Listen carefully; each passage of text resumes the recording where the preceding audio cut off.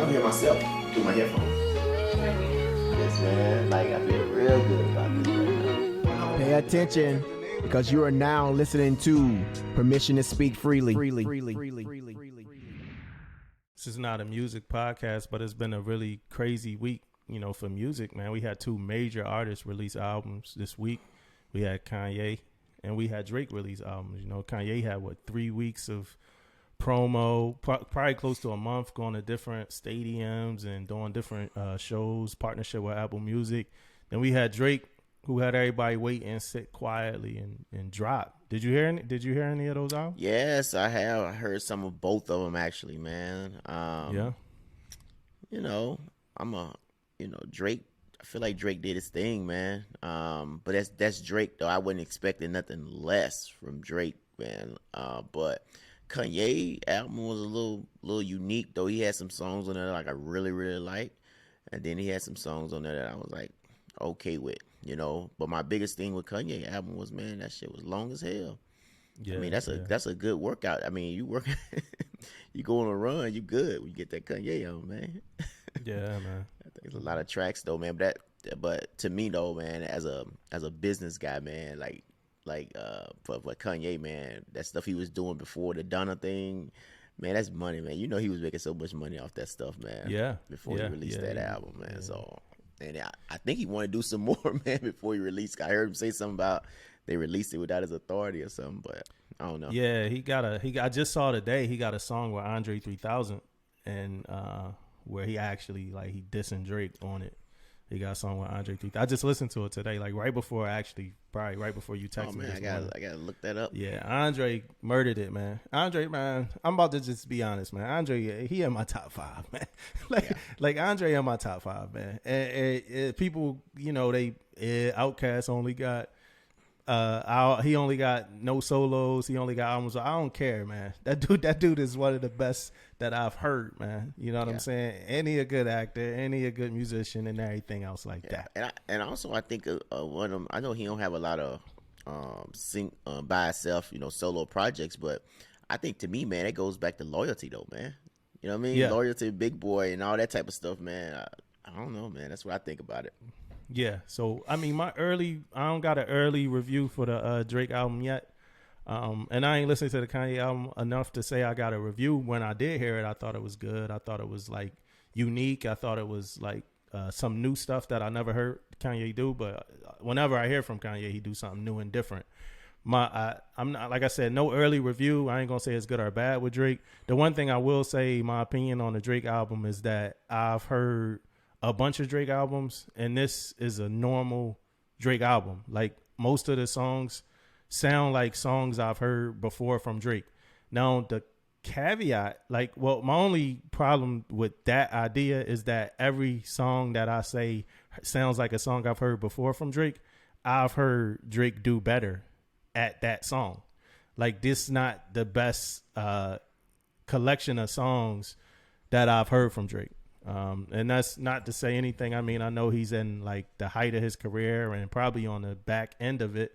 But at least for me, when artists become veterans, I like to at least hear 1 to 2 songs that I could say is better or comparable to some of the best songs in their career or whatever. Like when Jay-Z did 444, that song 444, the song 444 in there, that's one of the best songs in his career. You know what I'm saying? So not every song need to top it, but at least 1 or 2. But like I said, I still got to live with this Drake album for a while. He got a song on there with Wayne and Ross. I mean, it's the same as the Lord Knows song that he did with Ross, the same kind of vibe. And Lord Knows is a better song. His dance hall kind of song, his Afrobeat song, he got other Afrobeat songs that's better Afrobeat songs. So I mean, but I got to live with it a little bit longer. I do like it. I listened to it once, then I listened to it again. The second time I listened to it, I liked it more than the first time. So it is growing on me, but nothing groundbreaking. Normal Drake, regular territory for Drake. You know what I'm saying? It's like that person that make the good mac and cheese every single holiday. You know what I'm saying? It's going to be good. It ain't nothing different. But this is PTSF, and it's episode 16. Yeah, man. Yeah, Man. episode 16, man, coming up on a 1 year anniversary real soon. But I'm going to put a disclaimer out there real early on. There's going to be a whole lot of reading, a whole lot of looking at our phones, a whole lot of looking at stuff. I got a bunch of NAVADMINs printed out, and that's because we had a crazy week. We had a busy week this week. A lot of stuff happened, man. We talked on the phone, man, and I'm like, damn, I wish we could have recorded the conversation that we had on the phone. Yeah, man. You know what I'm saying? Yeah. Like, so much happened this week in the military. We did start off talking about music a little bit because that's what's going on in our world. You know what I'm saying? But a whole lot happened in the Navy, and we gonna get to it. Let's get to it, man. Well, the military as a whole, like a whole lot happened. So, I mean, we got to get to it. So I'm actually energetic. I'm ready to do this, man. I've been looking forward to this. Oh, yeah. About For you, sure, man. man. For sure, man. Same way with you, man. It's a lot going on, and I'm so eager to jump in on these topics we got for you guys today, man, because we got some good shit, man. I'm talking about some groundbreaking stuff going on right now, man. Yeah, I'm ready, man. I want to make sure the levels is good. But we'll start off with our citation. We'll start off with a citation giving honor to one of our heroes. So listen up. Official citation. The President of the United States of America, authorized by Act of Congress, April 4th, 2005, has awarded in the name of Congress the Medal of Honor to Sergeant First Class Paul R. Smith, United States Army, for conspicuous gallantry and intrepidity at the risk of his life above and beyond the call of duty. Sergeant First Class Paul R. Smith distinguished himself by acts of gallantry and intrepidity above and beyond the call of duty in action with an armed enemy near Baghdad International Airport, Baghdad, Iraq, on 4 April 2003.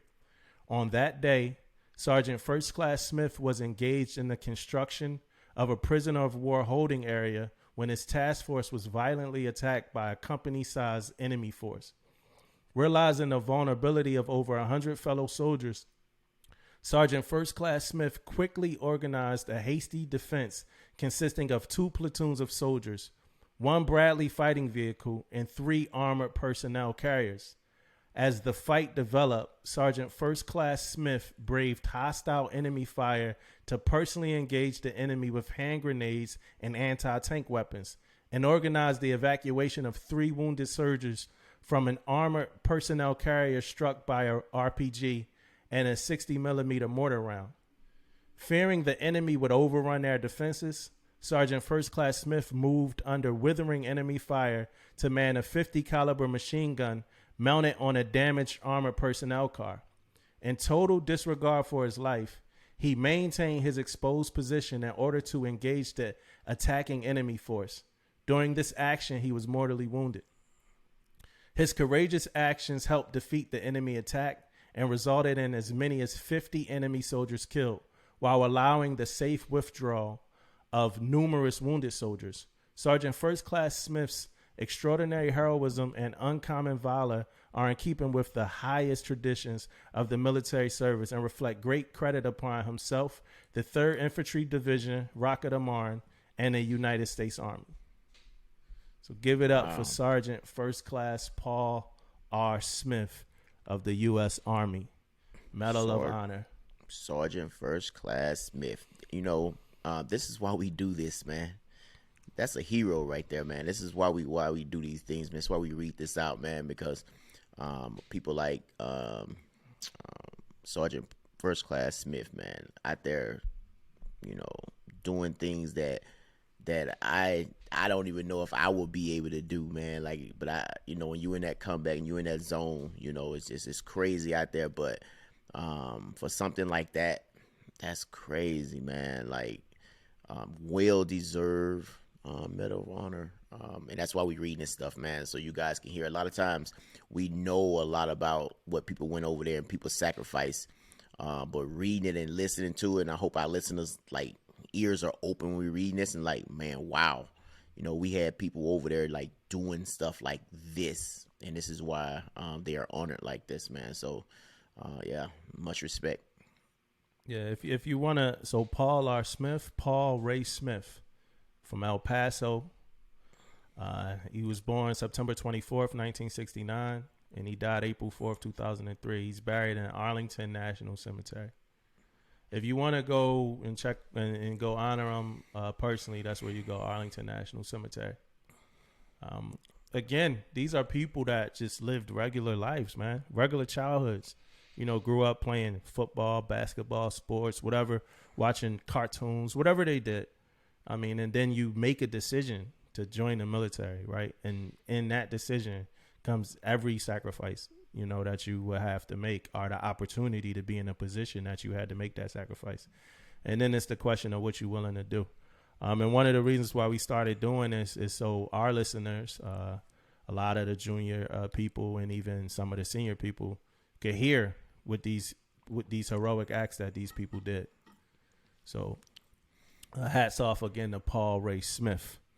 Yeah, man. You just mentioned real quick about childhoods and stuff, man. Like, so I grew up in Mississippi, of course, and have a lot of family on the coast of Mississippi and the Gulf Coast, and I know a lot of times you hear about these hurricanes coming through. So it's kind of like a hurricane season, right? From like June to November, that happens every year. So when you say it's a hurricane finna hit Louisiana, Mississippi, it's like kind of like the norm, during this time frame. So we all know about Hurricane Ida, right? So Hurricane Ida, though, is a little bit different, right? And I gotta say this too, though. It happened on the anniversary of Katrina. Damn. At the same time. So that's crazy right there by itself. But this storm, this hurricane hit landfall, at a Category 4, right? 150 miles an hour winds, right? But a hurricane Category 5 is only 157, right? Yeah. So that hurricane was almost, a Hurricane 5 when it hit landfall, man. Category 5. Yeah, so that's crazy on all that wind and all that power hitting land like that. So of course you're gonna have people without water, people without lights, people without a whole lot of stuff on the coast. Now, with that being said, a lot of my family members stay on the coast and lucky, everything is good with them. With that being said, though, we got family more inland also, so we always they got a little routine now. So if something coming through like that, they move and go more inland when the hurricanes are finna hit, especially when they finna hit hard like this one. Yeah, and they kind of used to, hurricane season.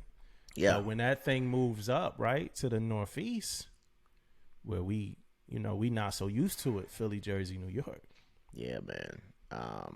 Yeah, it's crazy. Like I said, this hurricane right here, man, and then it leaving so much flooding in its path, man. Like already we have a total of like almost 50 people that died already, man, during Hurricane Ida. So I hope, I know FEMA out there, like all these organizations with hurricanes, like I said, they have things that's set up for them, but it's still like you talking about people, houses underwater and cars underwater, man. That stuff can't be replaced. It takes years for you to rebound on things like that, man. So I hope all the organizations I seen that they naming these states or whatever, like disasters and all that type of stuff. So I know they're gonna have people out there helping. So hopefully, man, like a lot more people can get involved. A lot of people sending stuff out to come help, to come volunteer, because these families are going to need that stuff out there, man. If it's anything like what I've been seeing on the news, man, it's going to need a lot of help.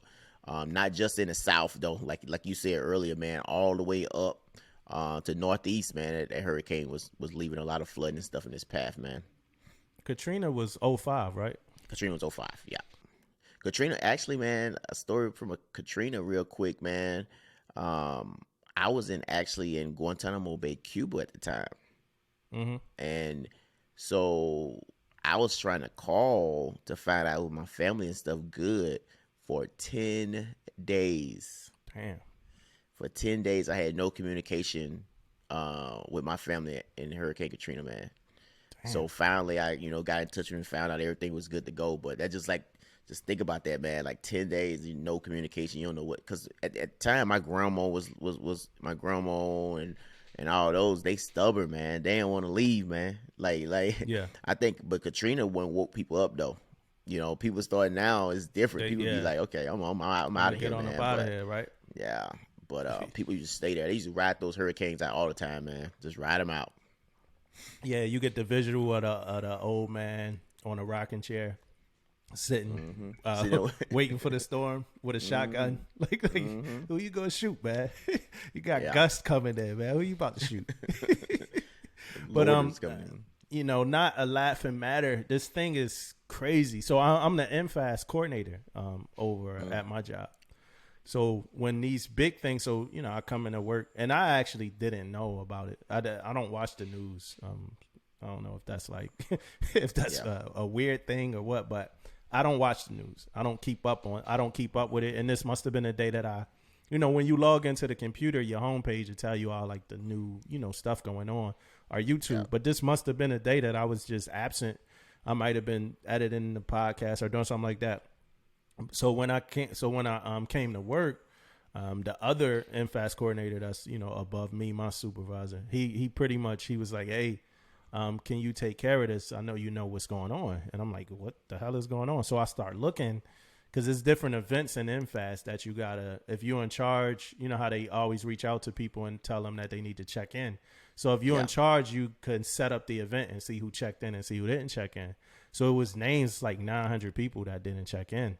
So now it's like, I'm in charge. I got to find a way to reach out to all of these people, all of these members and their dependents and stuff like that. So really, I'm also in charge of the other MFAS coordinators in the region. So only really had like 5 people I had to reach out to.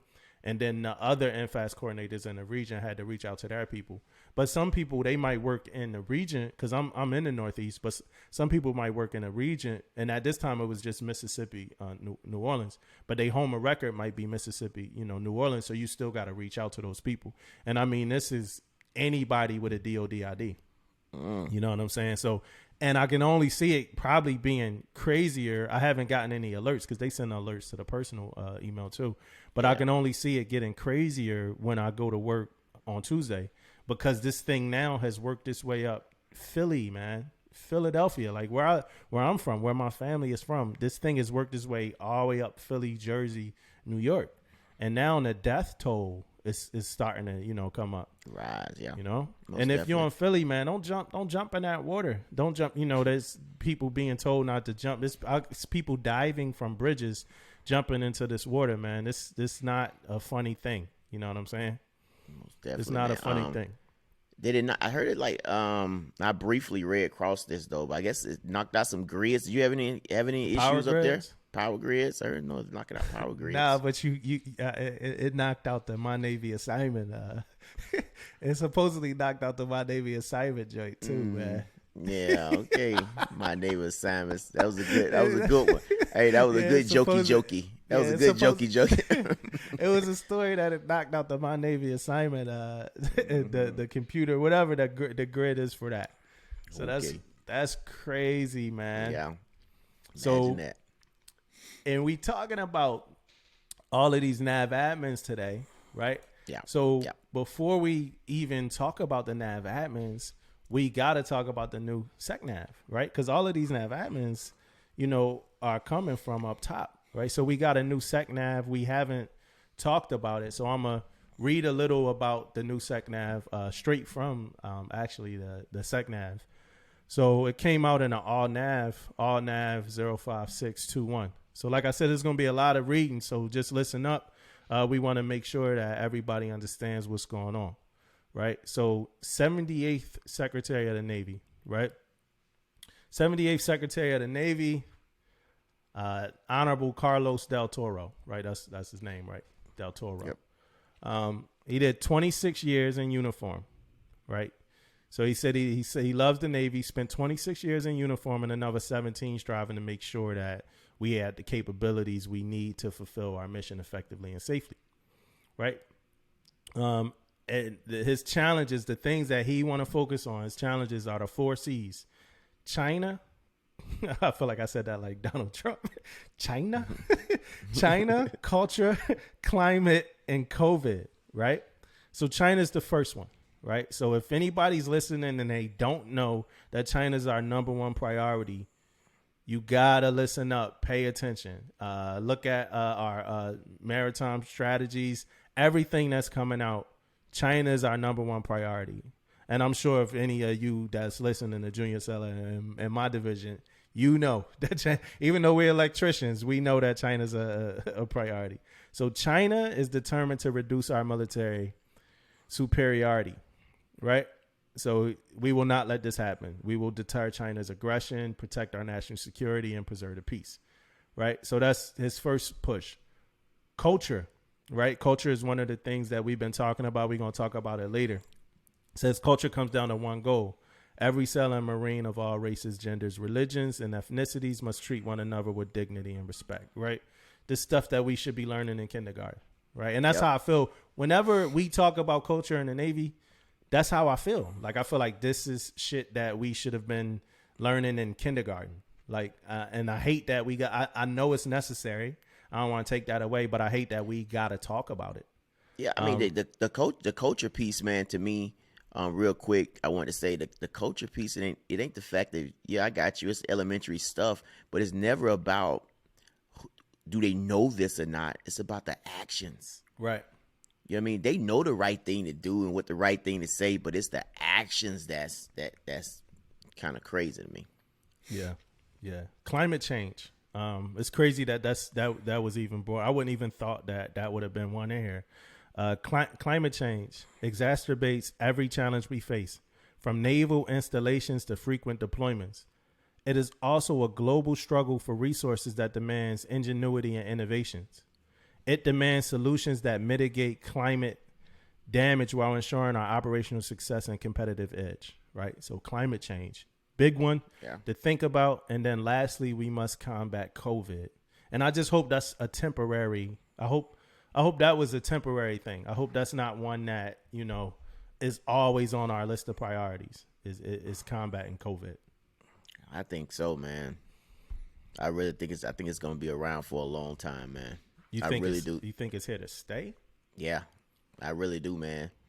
I think, I don't know, man. You just look at all the variants and it's like it's getting worse, man. Like with the catching it, you know what I mean? How easy it is for people to get it and all this type of stuff, man. I don't think it's going away. And even, people catching it a lot with the vaccination. So, yeah, I mean, it's crazy, man. Yeah. Another thing I'm gonna touch on real quick is a NAVADMIN came out that made a change to the post 9/11 GI Bill. Yes. And I don't know if you saw it, but it's for like if you got adopted children or wards. Now they can. It's right here. I got it right here. Matter of fact. So let me read this. Be patient for a sec as I read this one. NAVADMIN 17021. Post 9/11 GI Bill policy update. This NAVADMIN announces the addition of foster children and legal wards to the definition of an eligible dependent for the purposes of post 9/11 GI Bill transfer of education benefits, right? TEB. Effective date is 5 January 2021. So if anybody wasn't tracking, it's already effective, pretty much. And it pretty much says service members may transfer benefits to foster children or legal wards who have been residing within the service with the service member pursuant to a court order for at least 12 consecutive months. Lastly, after transfer of benefits to a foster child or legal ward, termination of the foster child legal ward relationship does not rescind the transfer benefits. The former foster child or legal ward will remain eligible until they reach 26 years of age, or the transfer revokes the TEB. I found that funny, right? Yeah. It probably shouldn't be funny, but I felt it funny. First off, foster child, we know what that is. If you're wondering what a legal ward is, that's just somebody that is a court mandated, stay with you. They could have been getting abused or neglected wherever they were. So it's a court mandate for them to stay with you. They could have been in trouble with the law as well. But after you give it to him, you can't take it back, Hey, man. you can't renege, man. You can't renege on it, man. just because can't. just because you felt like the child wasn't, the right fit in your home, don't mean that you could get that post 9/11 GI Bill back, man. That's like go up there and be in a relationship and you break up and you try to let me get them jeans up off. Get them jeans back. It ain't gonna happen, man. No, it ain't happening like that. Another NAVADMIN was 16621, and that was the one that announced the Sellers of the Year. So congrats. Correct. The Yeah, Sellers of congrats the to Year, all those congrats, guys. right? A powerful sentence. These outstanding sellers will be advanced to Chief Petty Officer the week of 19 November 2021. That's crazy. Them results coming out October 5th, man. Yeah, man. Yeah. Can't Results wait. coming out October 5th. I can't wait for that either, man. I'm pretty excited about that, man. Pretty excited. Be Another a little bit season. different. Yeah, Be a little bit different than last year. COVID played a bigger factor last year. Hopefully, it don't play a big factor this year. Yeah, COVID really affected, the season like crazy, man. Yeah. You know what I'm saying? It really I was in there like wanting to turn up like on final night, like just wanting to turn up, man. Like, yo, we gotta like if we couldn't do much this entire season, let's turn up on final night. You know what I'm saying? And it just wasn't there, man. Yeah. I remember even like what like some of the foods, I felt like, man, the selects, some of the stuff that they got, I'm like, man, like this is luxury, man. This luxury. And y'all looking at this like this, like it ain't it. Like this is luxury, man. Telling you, boy. Man, let's get right. Let's get right to it. Let's get excited. We got like all of the like small stuff, the appetizers, the buffalo wings. We got all that stuff off the table. It's time for the main course, man. Time for the real stuff going on. Stuart Scheller, man. Let's talk about it, man. Stuart Scheller, man. Yeah, man. So Stuart Scheller, man. So first, you gotta start at the beginning, right? Let's start at the beginning. Yeah, let's start at the beginning, man. Facebook video, right? Yeah, that's where it started at. Instagram or Facebook, the video. Facebook. Yeah. So he posted a video just about what he think, right? What he thinks should happen, right? That's what kind of what he was talking about. He thinks people should be held accountable. It was about what, like under 4 minutes? It was about a 4-minute video, right? Yeah. Of Stuart Scheller. What was he questioning his superiors, or was he just? Yeah, he was questioning, right? He was questioning accountability, right? He was questioning accountability, right? Yeah. So yeah, he pretty much was like, it kind of goes back to what the captain on the ship did also, right? Just Crozier? questioning, Captain Crozier. He just questioning the leadership, right? Now, with that being said, people died and all that stuff, and he pretty much in a nutshell thinks things could have been done better, in the withdrawal of the military from over in Afghanistan. It could have been done a little bit better, and he think people should be held accountable, for mistakes that was made during that time. Look, he also, pretty much mentioned that people should speak, like they should take accountability. You know what I'm saying? Like just talk. Like, yo, this went wrong. I mean, and I believe that the power in taking accountability, and this, I'm not talking about the Stuart Scheller thing. I'm just talking about taking accountability for right now. But I believe that the power in taking accountability and things that, a massive amount of people think was a mistake or something like that, is so that we don't repeat history again, right? So that's why I believe that when it comes down to taking accountability for failures, let's say, you threw water on the deck and didn't put a wet floor sign up, and then somebody slipped, fell, and they hurt their back. And if nobody says why this person hurt their back, we don't know. You know what I'm saying? So if somebody says, oh, that was my bad, I put water on the floor, and now we know what to do so that doesn't happen again. Like you said last week, all of that stuff is written in blood. Yeah. Right? Every rule, every precaution, everything is written in blood. But if we don't take accountability, then we make the same mistakes if you believe that it was a mistake that was made, right? So in the case of Stuart Scheller, he believes it was some mistakes that were made, right? And we talked about this last week, and I think that I spoke and our guest spoke on believing that some of these things could have been avoided. Yeah. I mean, I like when you listen to his message, and I know a lot of people have, I understand his message. I understand his frustration. I understand all of that. But what he didn't learn from was the commanding officer. What happened to the captain? What happened? Well, before we go there, right? He dropped a message, a 4 minute message, right? He dropped them because I want us to really slow down on this one. So 4 minute talking about holding people accountable, right? Then he came back. He came back after that, right? He had a YouTube video. So he already had a YouTube channel. He had some other videos on the channel and stuff like that before, stuff about leadership and stuff like that. So we know this guy takes pride in his service, right? He takes pride. Yeah. Marine officer, right? Yeah. So he comes back on Facebook, right? And he pretty much was talking about being challenged and people questioning his intentions and stuff like that about his career. You know what I'm saying? I don't know if you saw that one. No, I didn't see that one. Yeah, so he pretty much announced his resignation. Like he pretty much announced like that he was giving up his commission. You know what I'm saying?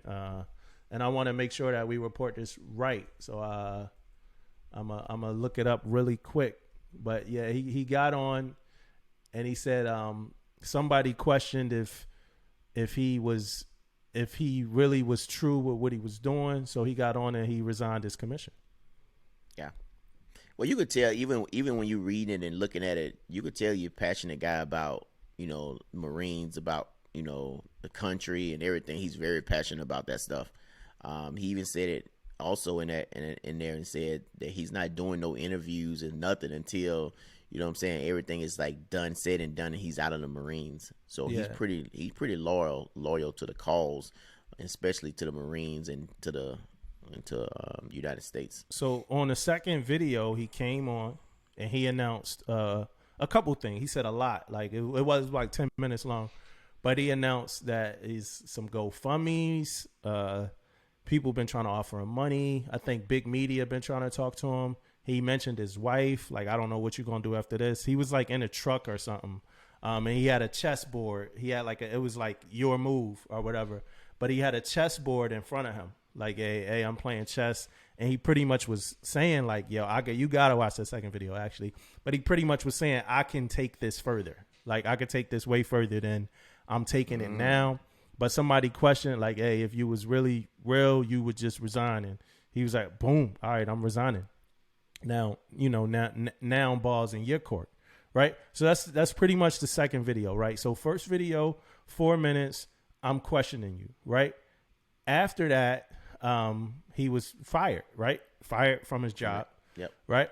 Then he resigned his commission, right? And then he made a post saying that, and I don't want to say the source because I don't want to mess it up, but he pretty much made a post saying that he had to get when he went to work, he had to get a psych eval, right?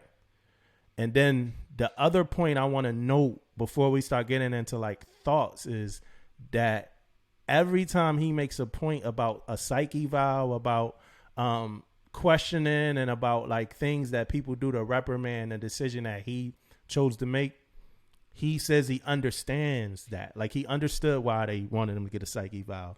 He understands why, he was fired or, whatever like that. But he just he's going to ride the course and he's going to stick to what he believes in.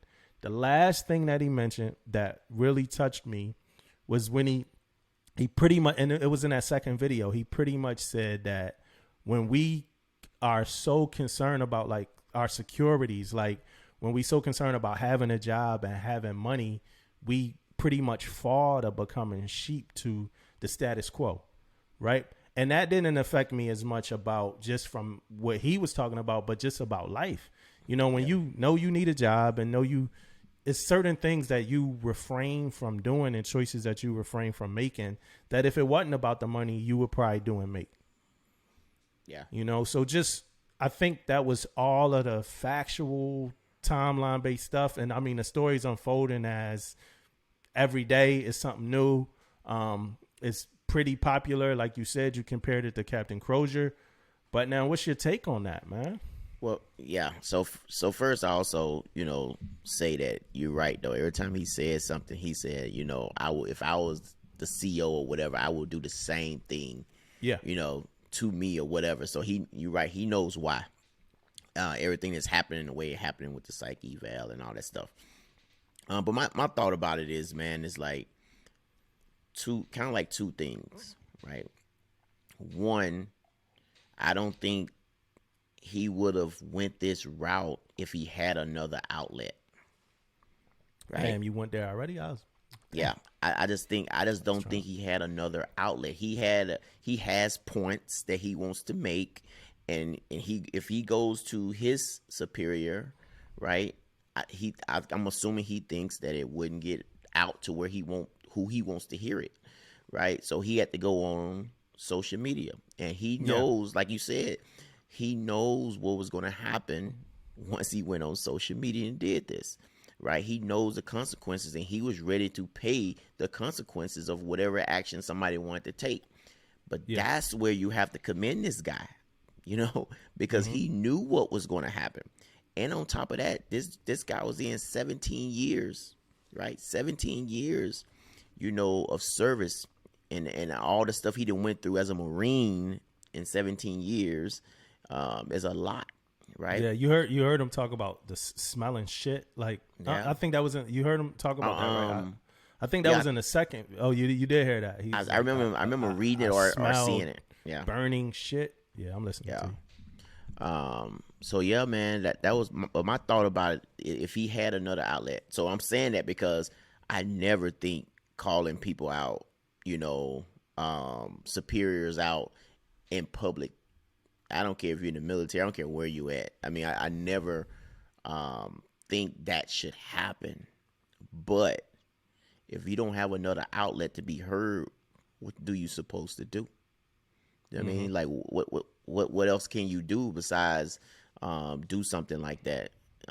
Especially, in his case, his mindset was we could have saved these people's lives. Why don't you think that superior should be called out in public? Because I think, and it's my opinion, I think you make them look weak. If they're getting called out, I think it makes your superiors look weak, and especially when we talk about the military.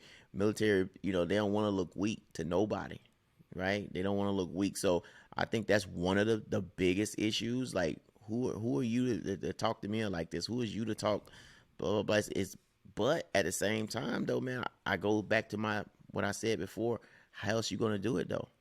Hey, so do you think it's ever a time that your people need to know that you fought for them? Because, I mean, that's pretty much when these things go public, that's what's happening. Like, the masses know, it's always like when these things happen, it's different smaller scale things that happen where, you had to fight for your sellers, whether it be one person or your whole division, and you did it and nobody knew. You kind of did it in the dark, right? That happens a lot. Like, we go in the dark phase and we fight for our sellers, and they never know we did it.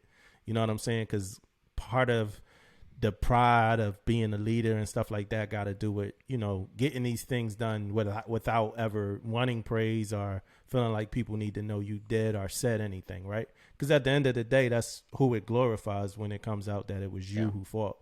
It was like just glorification. So do you ever think it's a time that your sellers need to see that you fought for them? Yes.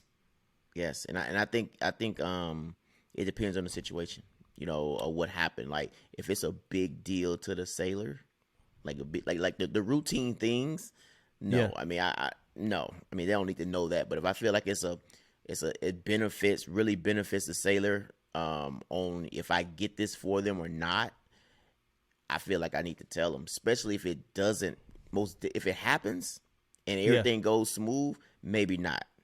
But if it doesn't happen, I most definitely feel like, hey, I need to talk to this sailor about this, to let him know that, hey, what he got going on or what she got going on didn't go on deaf ears. Because that's a lot of time what young sailors think, man. They think we don't say nothing. We don't think we do anything. We just like in there not talking about it. So if it doesn't happen, I most definitely feel like we need to give feedback. Yeah, like feedback. I was gonna say that. Like if you're not winning, right? If we never fucking winning, you know what I'm saying? If it's an issue, you know, in the sellers, it's always something, and we keep bringing it up, and we're never fucking winning. I think humanly, eventually, you're gonna want people to see that you're fighting, at least, like as a human. Like you're gonna want people to see, like, hey, I'm doing something, like, so they could be like, well, at least we're fighting, and we not just, and we're losing. Like it's never, like we never get in our way. And I think that's what happens when people like Stuart Scheller goes to these extremes. This would be called extreme, right? Yeah. Goes to these extremes, right? Yeah. So I know I cut in mid point that you were making, so I'm definitely still listening. Yeah. So and then back to that point too, though, man. That I think, you know, not just sailors per se, but anybody that you go, you know, to battle for, you know what I'm saying, you always gonna get a little bit more respect for them guys, right?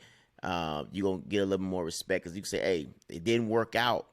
I went and I said this, I said that. How many times I done heard before, hey, thanks, senior, for, you know, asking the questions for me, or thank you for doing this, thank you for doing that. Even though it didn't work out, you know, they just know you was fighting. You know, you was going in there trying to do what you could do. All right, so let's back up for a little bit. Let's go to Captain Crozier, because people want to hear us get a little spicy, and like they want to hear us get spicy about this thing, right? So we can talk about it a little bit. Captain Crozier, right? Was his message right? Was Captain Crozier's message right? Yes. All right. I firmly believe that. Yes. Do you believe the way that he went about projecting his message was right? No.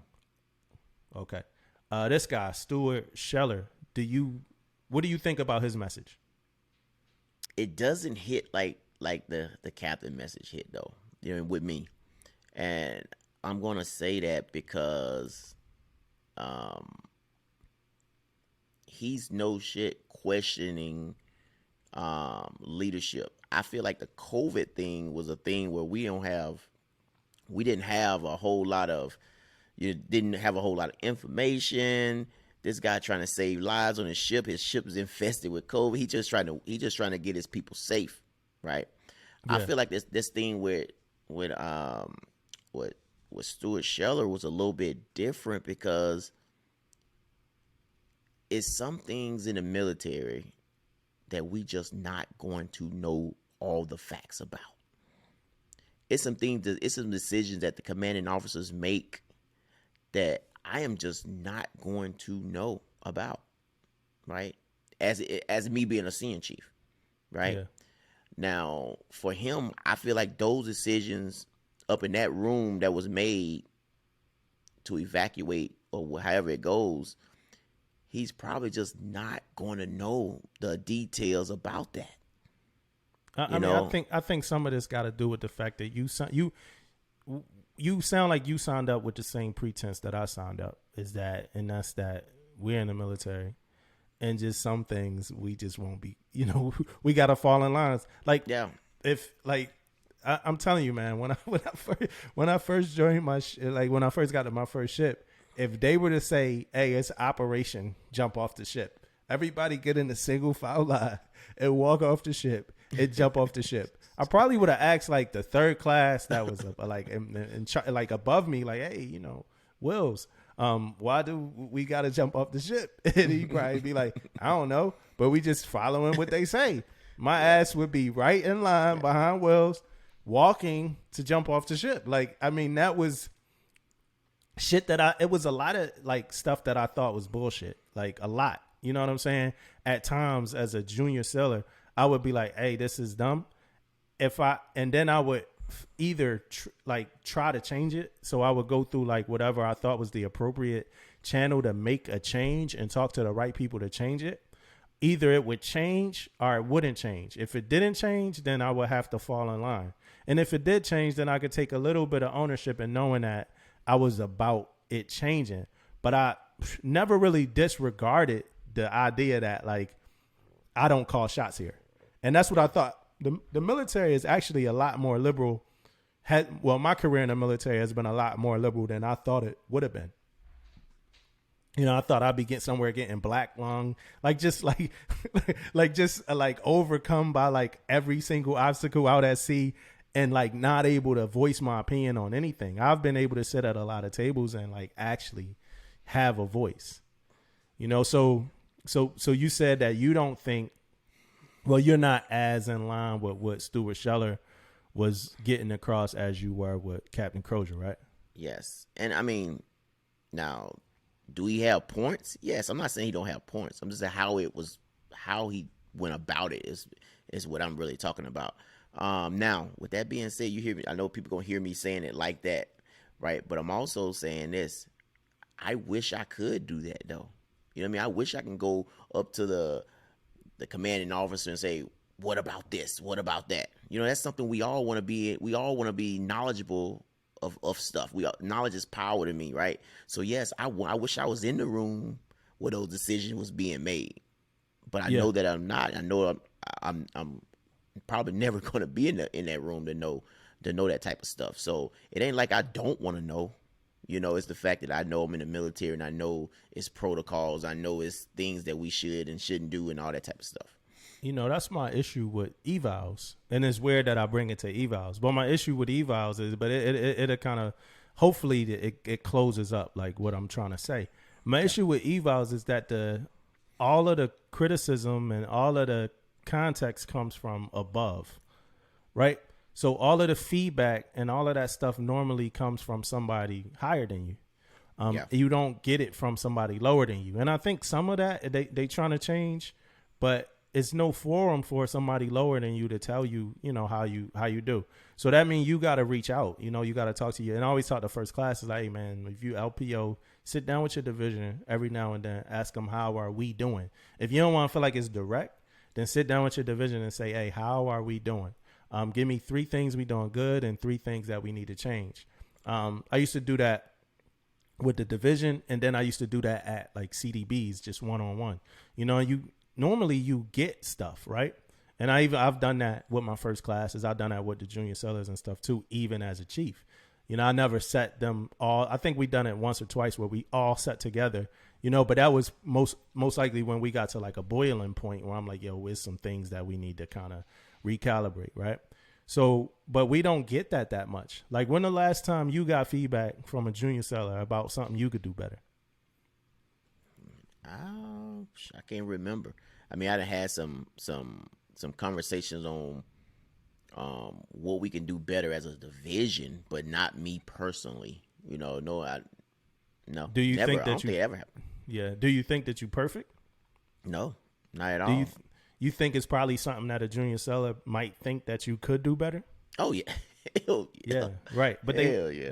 but it's like they don't feel like they have the forum to say it. You know what I'm saying? Unless we open that, you know, format. So that's one of the things I strongly believe. And I mean, that would benefit like even going to the captain and command climate survey would be benefited by that if people actually believed in that process. You know what I'm saying? But that's still small scale shit. Stuart Scheller is way bigger in scale than just a command's morale and equal opportunity issues, right? So, but who does Captain Crozier have to talk to when he the CO on a ship and he probably feels like the people 2 to 3 steps over him not gonna listen? Who does Stuart Scheller have to talk to when he's a, you know, high-ranking officer, military, all this experience, and he probably don't feel like the people above him gonna listen? He got right now, from what I see, is he has the people. He got people that's civilians. He got junior enlisted. He got social media. He got the people.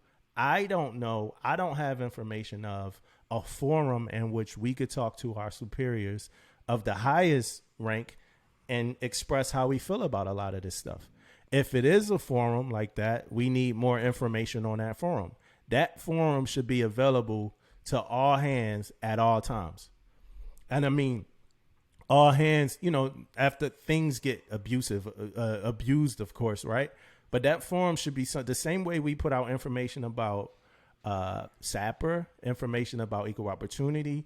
The forum to be able to have these conversations should happen somewhere so that these people don't have to resort to this. He knows that like it was like kind of like a last resort, right?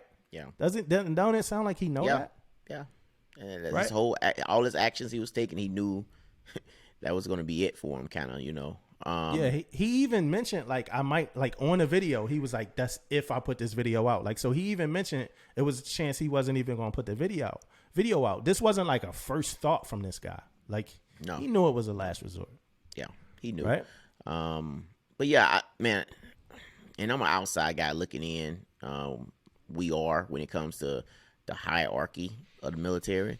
But I think if you could put a little office together, you know, to vet all this stuff that comes through. Like if you want to say something or do something, you could put a couple, you know, put some people in there but something. I'm with you though, man. Something like has to be a way for us to be able to voice something. It maybe not even all hands. Maybe not all hands. Maybe, you know, that 05 level and up. Maybe, you know, maybe the highest ranking people. Like, I keep going back to the Junior Scheller talking to me like 3 weeks ago and her saying, who does the CMC go to when the CMC is stressed out? I keep going back to that. You know, she was asking about the expanded operational stress control program. I was giving some training and you know, and we talking about mentors and stuff like that. You know, she's like, well, who does the chief go to when the chief's stressed out? And he's like, yeah, chief mess and boom, boom, boom. Well, who does the CMC? And we know about Fleet and Family. I don't want to, you know, get away from all the services that they have. But she's like, who does the CMC go to when the CMC stressed out? And we talked about this from the first episode. We talked about this a whole lot of times. It's a lot of times where, you know, you're a captain, you know, and we don't know all of this firsthand, but captains have to have questions and wonder why things are the way they are. Eventually, everything goes through a filter and it come down to the ship. And if the captain then board in, now you got to get the crew to, you know, do something. So normally when these things happen, when it's something that the captain can't control, a lot of times we don't know how the captain feels, right? Even like the chief's mess, right? Based off my experience, we don't 100% know how the captain feels, which I commend every CO for that, right? XO might, CMC might, right? But by the time if it's something major like that, you might get the CO inside the chief's mess, right? When the CO come inside the chief's mess, now that's a call to action, right? That's a call to action for the chiefs to get their sailors in line with whatever's going on, right? Yep. So, and a lot of people say get buy-in. I don't believe in that, right? I don't believe in buy-in for any particular like action, because I believe if your people with you, they with you no matter what, right? So when you go down, and I mean, that might be something that I was fortunate, you know, to be able to have. But if you go down like, hey, we got to do this, we got to do that, it's time to go. And they just going, you know, it ain't too much questioning on the side and all of that. Like, so I feel like I was fortunate in that regard, based off of my experiences. But again, so you get this captain that don't necessarily agree with the extended deployment, don't necessarily agree with whatever's happening with COVID. Like, I don't know who they would have to talk to if they really have real legit questions, right? So same thing as Stuart Scheller. What forum is available? If anybody has the answer to that, I would love to know. Yeah. Well, I'm sure, like, out there also, like, you have these, like, depends on what command you at. You have these, with the DES runs and the cruisers have crew DES. So they have somebody that's in charge of a lot of commands that they may possibly be able to reach out to. That's because somebody always in charge of somebody, right? So they may possibly have somebody to reach out to, but still, it's the but forum. we don't. I mean, We don't don't know. right? Yeah, If you we get don't know. sexually assaulted, who do you talk to? You know, it's Yeah. known. It's known. If you like, and that's the part that is like we need to advertise. If we have it, we need to advertise it more. If we don't have it, then we need it because Stuart Scheller shouldn't have to resort to this. Whether he's right or wrong. I know a lot of people probably want to hear us say if he right, say if he wrong. Whether he right or wrong, he shouldn't have to go about it this way. Yeah, You know and what I'm regardless, saying? like they heard the world. You guys heard my opinion. You guys heard Dumbo opinion. We're not here to say who is right and who is wrong on this whole opinion, but on this whole thing. But at the same time, what we do agree on is it should be a forum for this. It should be some kind of way that we can reach out. Not just talking about Lieutenant Colonel, just anybody that can reach out and say stuff. Regardless what the situation is. But you're right, man. Like, who does these captains have to talk to? Who do these admirals have to talk to? Whoever got to make big time decisions, they talk to. So now let's go deeper into his form of communicating this, right? His form of communicating this is via social media. Yep. Right? That's wrong, right? To ask the question via social media is wrong. Emotionally, it's good. You know what I'm saying? It's cool, like power, but like, you know what I'm saying? Emotionally, that's dope. As an emotional leader, as somebody that's going to get the people behind you, as the people's champion, like that's probably the best way to say it. That's dope, right? But it's wrong. He knows it. He didn't say it was right or whatever. He wish he didn't have to resort to that, right? Humanly, it might be cool and dope to see that. But on a professional level in the military, it's wrong, right? That's not my opinion or nothing like that. That's fact. Now, what does that produce? You got Chinese op-eds, right? Did you read the China op-ed? A little bit. I did read a little bit about it. And I can see that also. Being it's Right? one of those. It's one of those things where China, sees us as being weak anyway, right? So this Right. just adds to the fuel of China thinking we look weak, we questioning our superiors and all this type of stuff. So, and they pretty much saying that, and and they didn't knock him too much because the writer understood what the assignment was, and the assignment wasn't to knock Stuart Scheller; it was to knock the people above him, right? Because now the door is open to do that, right? So pretty much. Now the narrative is that this is showing how weak our morale is as a military system, right? How weak the American morale is, because this ain't Captain Crozier just happened, right? We just had a sailor burn a ship. You know what I'm saying? Like all of this stuff. My mom was saying on Facebook. She was like, we tell everybody everything. She was debating with one of my cousins, but she was like, I think like the U.S. tells everybody everything that we're going to do all the time, right? And it was like kind of like a thought, but I agree. Like all of this news is like right out there. So when you post something on Facebook, when all of these stories come out about this fire and when the Captain Crozier story and all of this stuff happened, all of this stuff is available for all these other places to see, right? Yeah. So now we got China, which we already know that the Honorable Mr. Del Toro just now told us that China is our number one priority as an issue, right? So now they're seeing us just craziness that's going on, right? Media just taking it, and media is not sensitive to military, right? So the moment that a military high commander or whatever like that put something out publicly, the media does what the media does. They run with that shit, and it's all over the place, right? You get red media.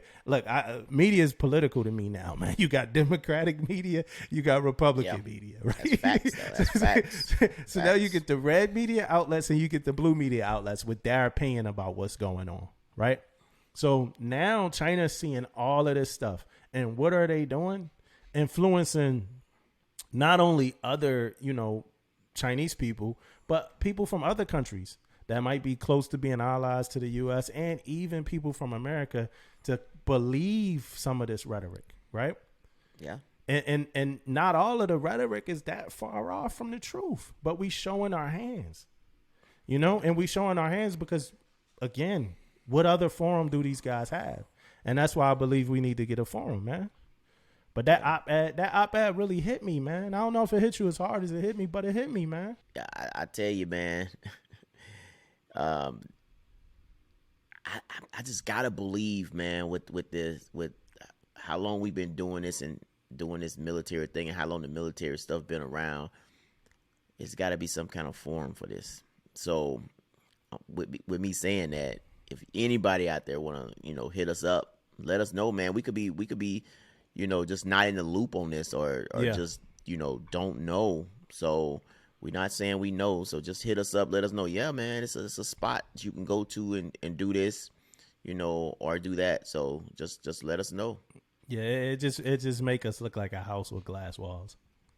Yeah, you know what I'm saying? And they like, oh, look at them. Look, they did that over in Afghanistan. Now look at the fallout from that.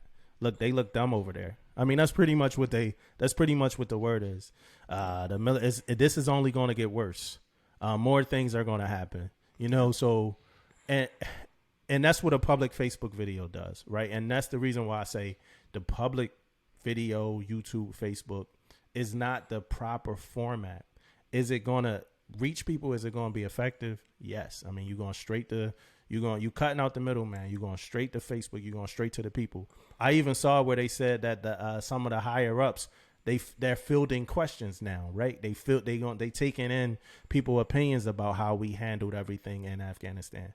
So, yeah. I mean, again, you get some good stuff out of it, but then you also get that bad side out of it where our adversaries and people like that kind of see our hands now.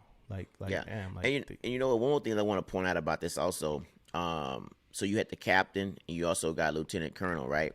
Mm-hmm. It's not saying that they didn't try to go the proper way first. Yeah. We're not saying that either. They could have went out there and tried to hit all the channels, to get this message out, and they just got shot down. That could be the case too. We're not saying that. We just going by the information that we have right now, and that's the information we have. If they did use the proper channels, then those channels are weak. They weak channels.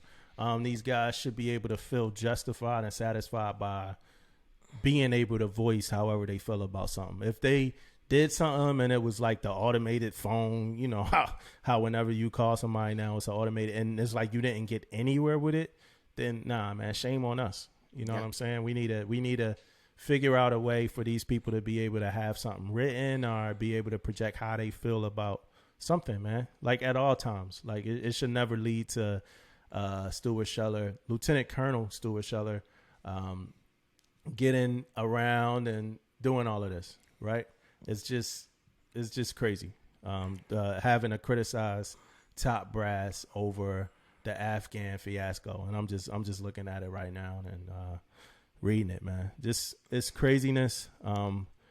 Again, good luck for he got a lot more up his sleeve. He said he got a lot more things to kind of talk about. He might know some stuff, so that whole thing is getting real Hollywood movie-ish. Getting messy. Yeah, it's getting real Hollywood movie-ish. And I know a lot of people support his decision to do that Facebook video. You know what I'm saying? Oh, yeah. A lot of people, I'm not saying that what he was saying and what he wanted to know wasn't the right energy. You know what I'm saying? I believe that what he wanted to know was the right energy. I think we need a forum. I ain't even say doing it on Facebook is well, I did say it was wrong, but I understand why he did it as well. I understand why he was told to get, fired. I understand why he was like eval the same way he understands all of that stuff. Yeah. But I think we need a way, open, format, and we've been driving this one, but I think we need an open format to be able to say that stuff without reprimand. Yeah. I mean, right? we both agree on that. But like you said, it's going to be a lot more said about this whole thing. We probably be talking about this again on a different episode. The longest war is over, right? The longest war is over. About 20 years in Afghanistan, that's over. If you're liberal, you probably believe that Biden was right for pulling, a lot of the soldiers are. Well, you might even be 50-50, but you might be leaning toward President Biden being right for pulling out the soldiers, saying that if they let everything just get tore down that fast and easy, that we're over there wasting our time. If you are conservative, you probably think Biden made a stupid decision and he shouldn't have done this, because that's where America is right now. There's no real middle ground. Like, if you're conservative, you believe one thing. If you're liberal, you believe the other thing. I know a lot of people. I was reading a Chinese op-ed, and they pretty much was saying like America sending their soldiers over there 20 years ago was the mistake. You know what I'm saying? So somebody else might have that idea, as well. But we gotta, I think, man, as a country, man, we gotta start finding ways to unite people. We keep finding ways to divide. Yeah. We keep finding ways. Did you see the picture of the last soldier to leave Afghanistan? It's like a famous picture now. Yeah, I did see it, man. Yeah. That's on Facebook. Yeah, I think I seen it. Yeah, so, man. How you feel about not the topic of leaving Afghanistan and the way we left and the means by which, but just how you feel about the war being over? Ooh, good question, man. Good question. I'm gonna say it like this, man. Just all the stuff that happened in the last, few weeks, man. Like all this Taliban and all this type of stuff. It made me think like this. The reason why I think it was a good idea to leave, right? Mm-hmm. Because this is what I was hearing, right? And it's all like, what I'm reading is that they had a military. Afghanistan had a military of 300,000 people. We gave them weapons. We gave them all this different stuff. And as soon as it got a little hot over there, they bailed, man. Yeah. They bailed, right? No fight, no nothing. And you telling me we should be still over there doing this? That's my opinion, of the situation. So that's kind of how I look at it, man. I know, people have different opinions on it, but I'm like, man, we equipped this country, with all this stuff, gave them all this stuff, trained them, and then once shit hit the fan, they blaze. So that's my take on it, man. Like, I'm glad it's over. Straight up. I'm glad it's done. So I do want to plug ptsd.va.gov real quick. ptsd.va.gov. Soon as you go log on, they ask you questions. You get right when you get there and roll into the newsletter. I say that because it's a lot of people that was in Afghanistan. I wasn't there. I'm an electrician on a ship wiring up lights and motors. But it's a lot of people that were in Afghanistan now that have been triggered again from a lot of these current events, and they trying to cope with it. Right, a lot of people, and not just vets from Afghanistan, but vets from other wars. So a lot of our vets are triggered by a lot of the things that's happened in Afghanistan. We know a few people personally that I know. I could just tell by looking at some of their statuses on Facebook how affected they are by the decisions that's being made and everything that's going on. So ptsd.va.gov. Make sure you go reach out. It's a lot of different places and options that you could reach out to. So if you need help right away, just call 1-800-273-8255. It says press 1 if you're a veteran, or you could chat online with a counselor. And 911 ER are also resources for you if you're having issues coping with some of the things that's going on in Afghanistan right now. So I wanted to make sure we get that out too. Yeah, most definitely, man. Because people, you have to, if you put that, especially like the Army, Marines, all those guys, boots on ground. They put a lot of hard work in over there, and all of a sudden it just like, crumble like that. So I can see them having different visions or a different take on it, which is okay. Everybody can have a different opinions on everything. I like to get you guys to hit us up with your guys' opinion also, and tell us what you guys think, about the whole withdrawal of Afghanistan. A lot of bravery from a lot of guys. I do take a second. We ain't talked too much about our weeks, and we did that for a reason because we know it's a lot of stuff to talk about. But, one of the things that happened, I can't get into it too much, but, we got something that happened, right? So duty calls. So we need people to stand watch, right? We need people to stand a certain watch somewhere.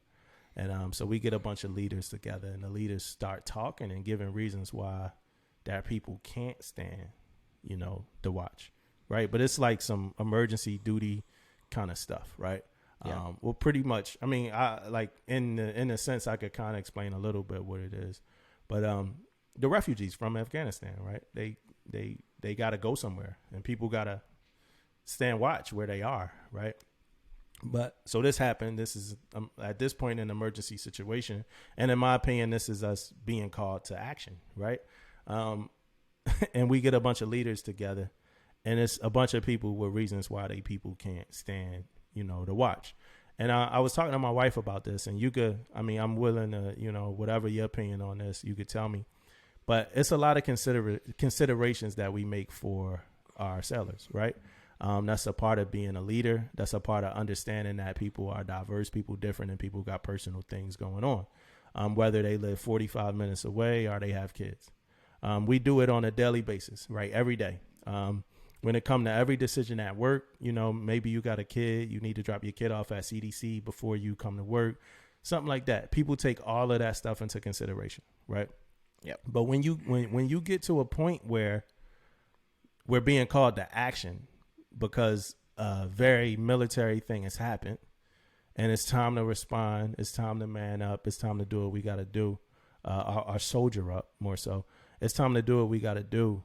I think some of those considerations that we make, when we start getting to the point that, we then filled up a watch bill, we tried 4 different rounds of not including some of the people that we do make these considerations for on a daily basis. And now we at the last, we need 35 more people. We went through every version of the ringer that we could go. Now we're looking at some of these people that we make these considerations for on a daily basis. I think at that point, it's time to throw away some of those considerations.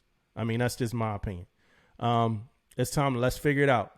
Like enact your family care plan, drive your 45 to an hour, wherever it is you need to go. Let's do this. We got somewhere for you to sleep. We got something for you to eat. But duty calls right now at this moment, and we that's why we read out these citations. That's why duty calls at some point. This not a 9 to 5. This not an office job. We're in the military, and I'm on shore duty, so I'm talking about sailors that don't normally stand watch. And I'm seeing now it's a lot of times where like a chief or a khaki would be like, shit, I'll take the watch, but my sailor got this, my sailor got that. Duty calls, man. Yeah. And I mean, that's my opinion. I don't know. Correct me if I'm wrong. No, I mean, the same. We're on the same page when it comes to that stuff, man. Like, we have things in place for that. We have family care plans. We have this stuff, or whatever the case may be. But a lot of that stuff goes out the window when you have a family, when you have like, emergencies and things like that. We have to get done. So, it's not even questionable though, right? We have to get this stuff done. So when I go in that meeting, because you probably already heard something about it already. You knew this was coming. So hopefully that gave you a chance to let your sailor know, hey, this is coming. I'm just letting you know ahead of time the possibilities of you standing this watch and you doing this, you doing that. It's on its way and it's coming. I know it's short notice or whatever the case may be, but hey, we got to make this happen. And that's at the end of the day, that's what's going to happen, so it's all situational. Like you said before, it's situational. Like some people may just can't do it for X, Y, and Z. And I can understand it. 45 minutes to an hour, I feel like that's a choice you made. That's a choice you made. Yeah. You made that choice. Yeah. Single parents and stuff like that. I got enact it. That care plan, man. Yep. I mean, at this point, I was talking to my wife about this. I was talking about Pearl Harbor because me and her was talking about it. And I like when it was all going on, I was just kind of taking it all in and stuff like that. But so I was talking about Pearl Harbor.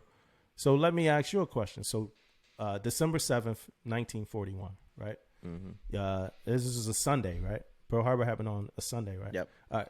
So you're at home, right? You're not on the ship. You're not on duty. Whatever is going on, you're at home, right?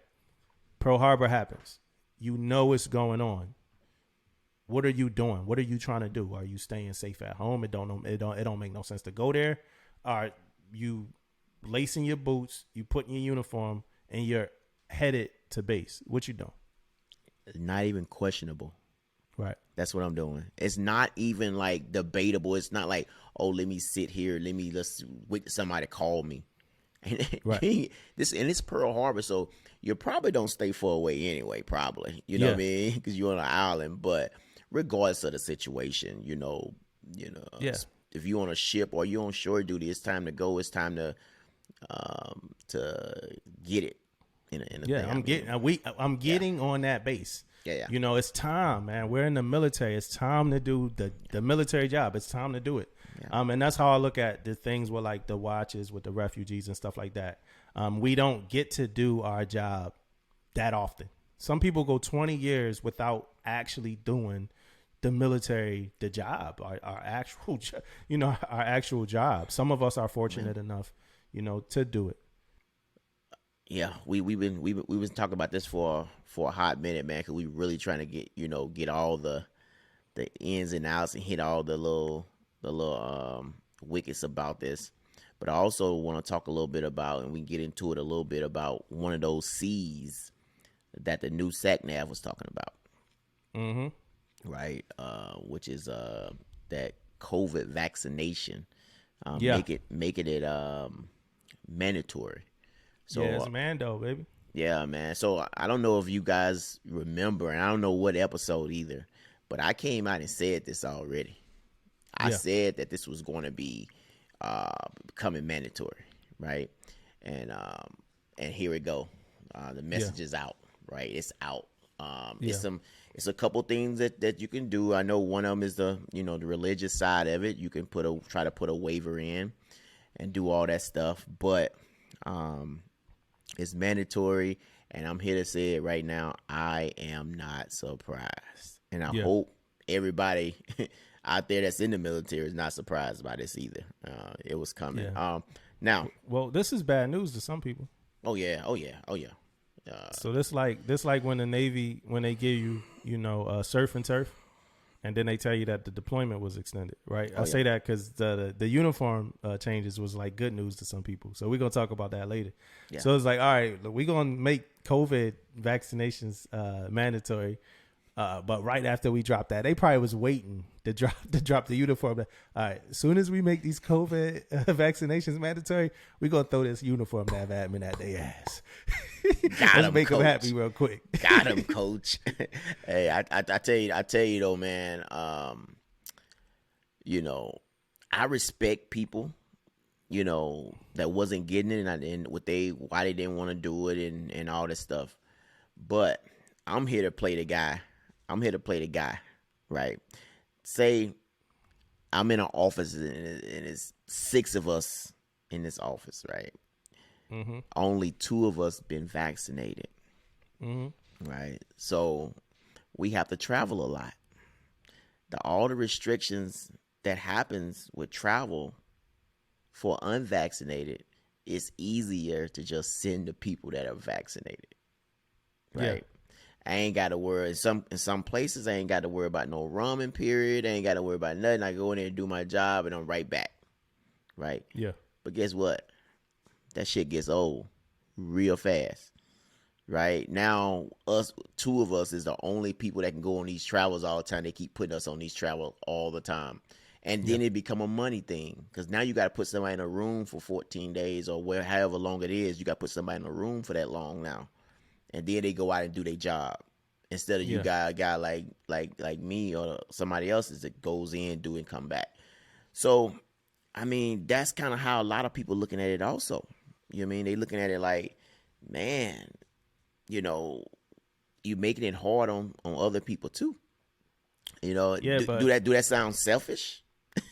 Maybe. I don't know. Yeah, I mean, who's wrong in that? Like the command for not taking, for not going through whatever extra hassle it is, or the person that don't want to get vaccinated? I would say the command. The command need to plan around that and still send that unvaccinated person where they. I think everybody need to plan around whatever it is that people choose to do. You know what I mean? That's my opinion. I also think like the people that didn't want to get vaccinated because they don't trust like injecting something in their body that's foreign to them. I agree. Like I'm vaccinated, but I mean, if I could play, devil's advocate here, I totally understand why. Like some people think it's microchips in it. Like whatever people think, whatever conspiracy, whatever it is that somebody thinks. I mean, I totally agree. Like some people might even think the FDA is in cahoots with whoever. People don't trust anything anymore. Like that's the crazy part, and that's where I kind of drew the line on that, man. I ain't gonna lie to you. Like at first, it's like you're right. People got a lot of theories, but they've been pretty transparent on what's in it. You can look it up, you can Google it, you can do whatever. It's gonna pop up. I don't know what none of that shit is. Yeah, me either. But when I tell you though, when the FDA approved it though, I felt a little bit better about it though. I read somewhere that 80% of the people that said that didn't already take it, their confidence is heightened now because it was approved by the FDA. Yeah. So that's kind of where I was on the whole thing. But like I said, man, I knew it was coming in the beginning though. So I wasn't, when it hit, it was like, yep, there's some mad motherfuckers in the office today. I think a lot of people knew it was coming. At this point, because they kept teasing it. I just think my only thing I was questioning was regarding the matter of time, like how long until we got to be fully vaccinated. Yeah. So I'm gonna get into all of the messages. We're gonna get into all of the messages. I'm gonna get into the ALNAV right now. Yeah. ALNAV 062/21 COVID-19 vaccination policy. I ain't gonna go too deep into the ALNAV because we got a NAVADMIN. So one of the approved vaccines has received full licensure from Food and Drug Administration, FDA, right? And that's the Pfizer. Effective immediately, all DON active duty service members who are not already vaccinated are exempted, are required to be fully vaccinated within 90 days, and all reserve component service members are required to be fully vaccinated within 120 days of this issuance with an FDA-approved vaccination. I think that's November 27th. I think that day, 90 days from whatever that day was, is November 27th. Yep. Service members who are actively participating in COVID-19 clinical trials are exempted from mandatory vaccination against COVID-19 until the trial is complete in order to avoid invalidating such clinical trial results. I learned something there. I didn't even know that, as service members, we could participate in clinical trials. So maybe other people knew that, but I can't say I knew that. Yeah. In order to obtain full vaccination, the order to obtain full vaccination is a lawful order, and failure to comply is punishable as a violation of a lawful order under Article 92, Uniform Code of Military Justice, and may result in punitive or adverse administrative action, or both. The CNO and Commandant of the Marine Corps have authority to exercise the full range of administrative and disciplinary actions to hold non-exempt service members appropriately accountable. This may include, but is not limited to, removal of qualification for advancement, promotions, reenlistment or continuation consistent with existing regulations, or otherwise considering vaccination status and personnel actions as appropriate. So you pretty much could get the book thrown at your ass if you don't get vaccinated. Yeah. That's the whole book, man. That's everything except for the kitchen sink. That's what that's saying is you're going to be vaccinated 120 days. Yeah. Now, deeper into it now, when we get into this NAVADMIN, we're going to talk about that part right now is on hold, right? That part right now is on hold. And I was just reading somewhere that Marines, because it's talking about even if you already had COVID, you still got to get the vaccine. Yeah, I read that too. You read that, right? That they challenging that, right? Yeah. And their instruction, it says that you don't like you don't have to get it if you already had it. So that's going against a prior instruction. So if anybody know if we got anything in the Navy that covers that, then that might be worth looking into. All right, so this from the NAVADMIN 190/21. In the 90 days. Right. Of note, all Navy COVID deaths have individuals, all Navy COVID deaths have been individuals not immunized. One individual was partially vaccinated. In consideration of this persistent health and readiness threat to Navy service members, vaccination against COVID-19 is now mandatory, right? And then they got the references, but it's pretty much mandatory on pretty much now on the grounds that the FDA approved. Pfizer. Did they change in that NAVADMIN? Did they change the time on that? No. Still 120? 90 days? Yeah, I thought it's 90 days, right? Yeah, 90 days. Okay, 90 days. Okay. Yeah. Fully vaccinated, right? Fully vaccinated. Here's the definition again, right? Navy service members are considered fully vaccinated 2 weeks after completing the second dose of a 2-dose COVID-19 vaccine, or 2 weeks after receiving a single dose of a 1-dose COVID-19 vaccine, right? And then they talk about booster shots still being under evaluation and being addressed later, right? Yep. I think somebody jumped out the window too early with the booster shot talk, but I mean, we could talk about that some other time. Prior to receiving the COVID-19 vaccine, Navy service members will have access to healthcare providers to address questions regarding the risk of COVID-19 and the benefits of the COVID-19 vaccination. So before you get the vaccine, you got somebody you could talk to, get some form of health counseling or whatever you want to do, right? Exemptions, 2 types of exemptions, medical and administrative, right? We're going to talk about medical in a minute. Administrative exemptions include religious, we're going to talk about administrative as well. Religious accommodations, as well as others, and then they got the references, right? So make sure you read those references. And then it's a process for obtaining exemptions, and we're going to talk about that, right?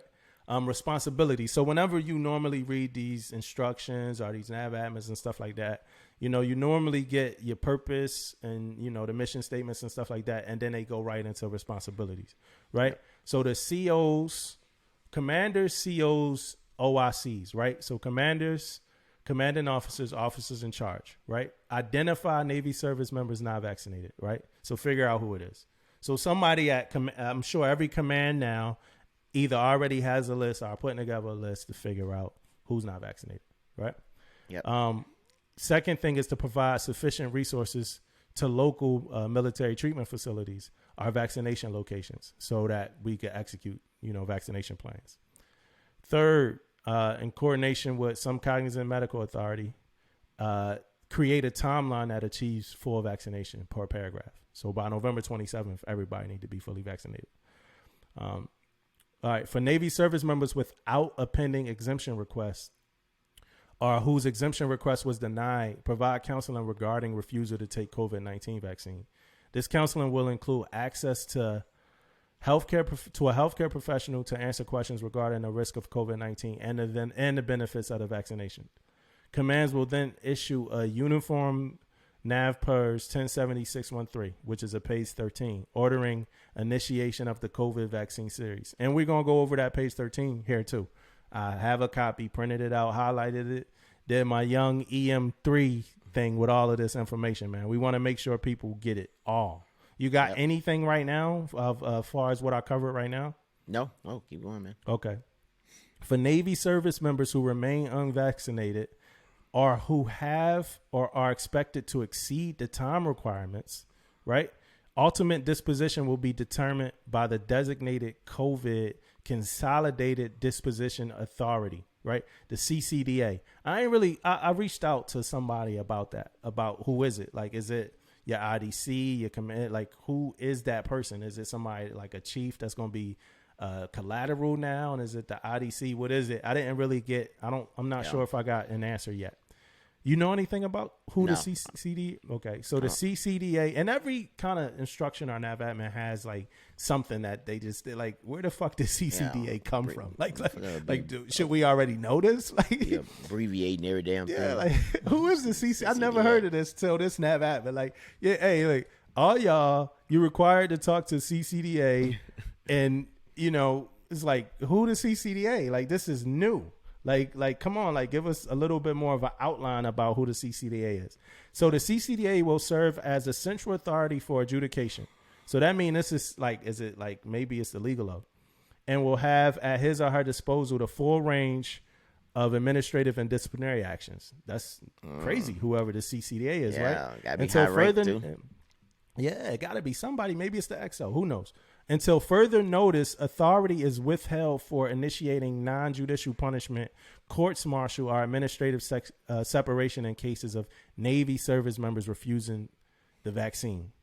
So I'm going to read that again. Until further notice, authority is withheld for initiating non-judicial punishment, courts-martial, or administrative separation in cases of Navy service members refusing the vaccine, right?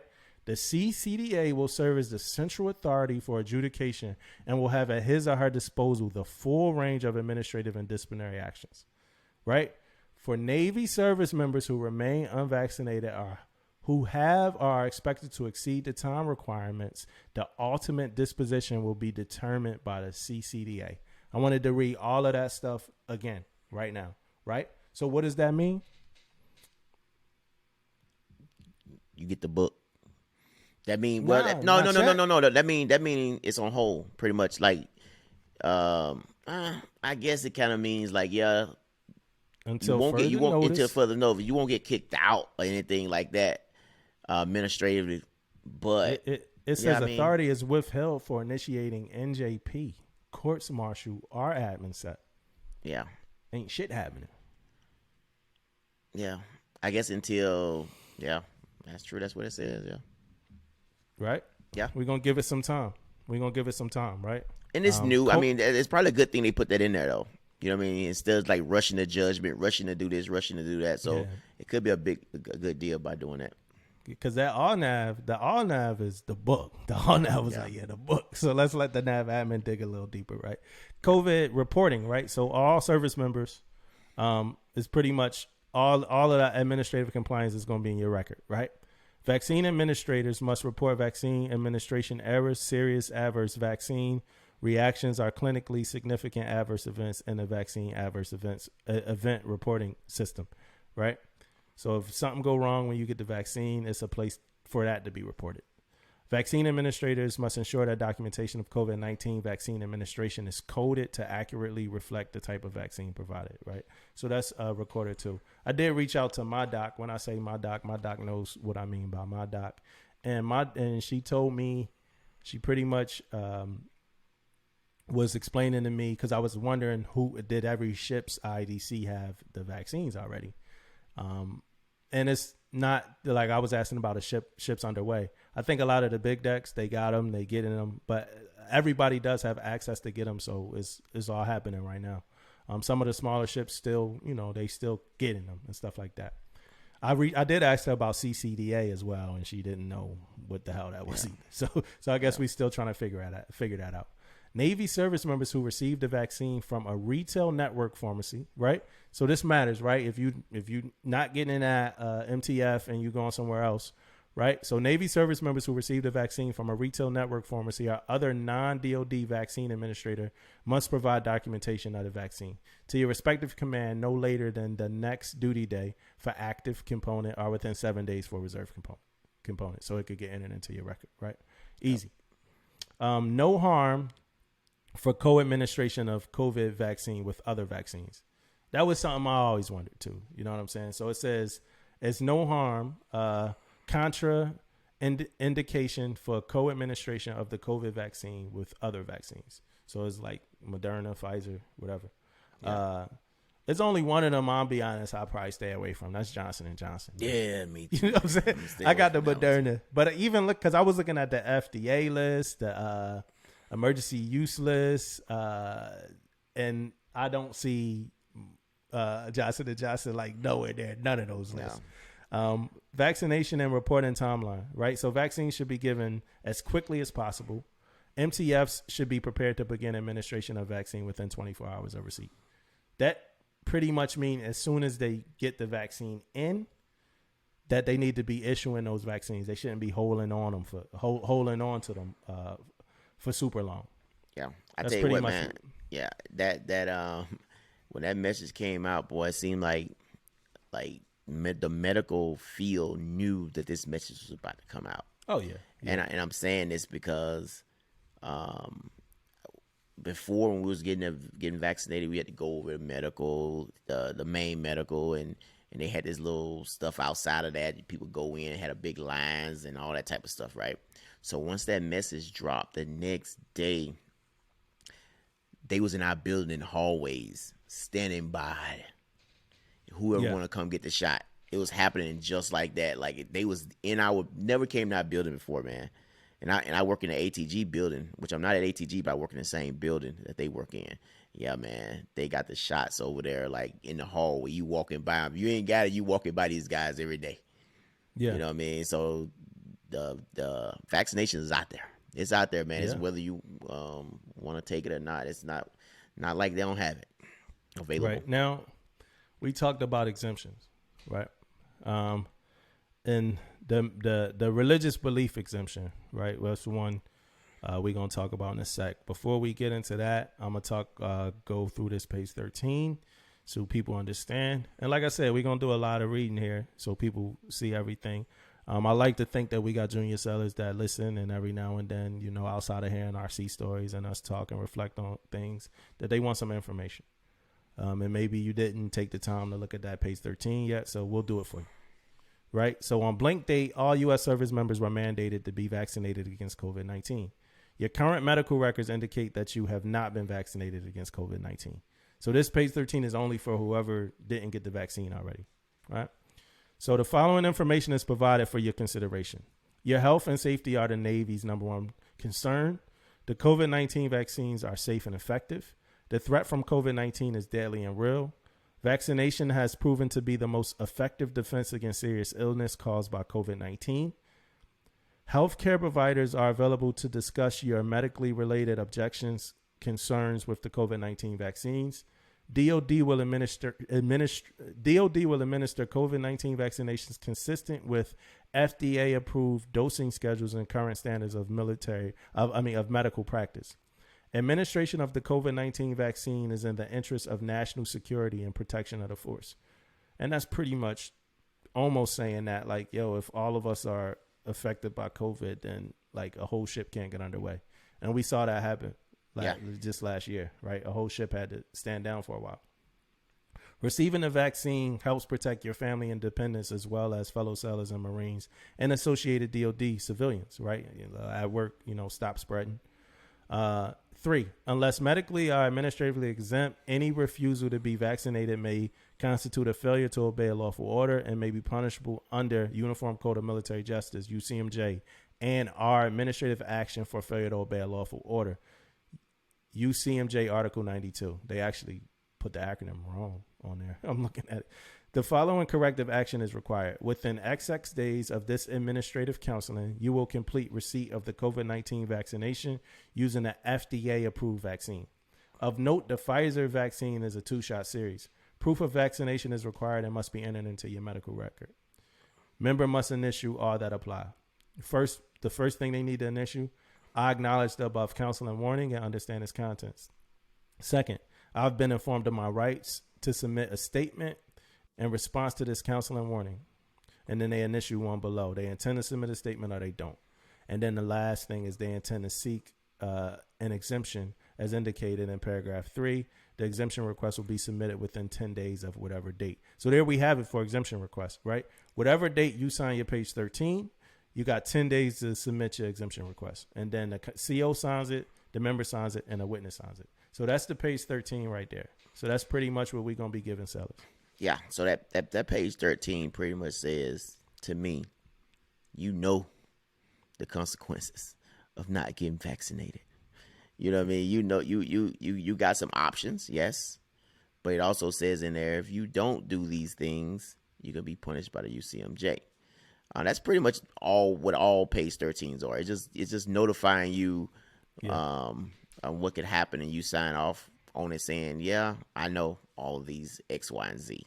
So that's kind of what happened. I think that's a pretty good page 13, though, just to have saying, and it's informative to let you know, all these different things can happen in your options also. So it's a pretty good page 13.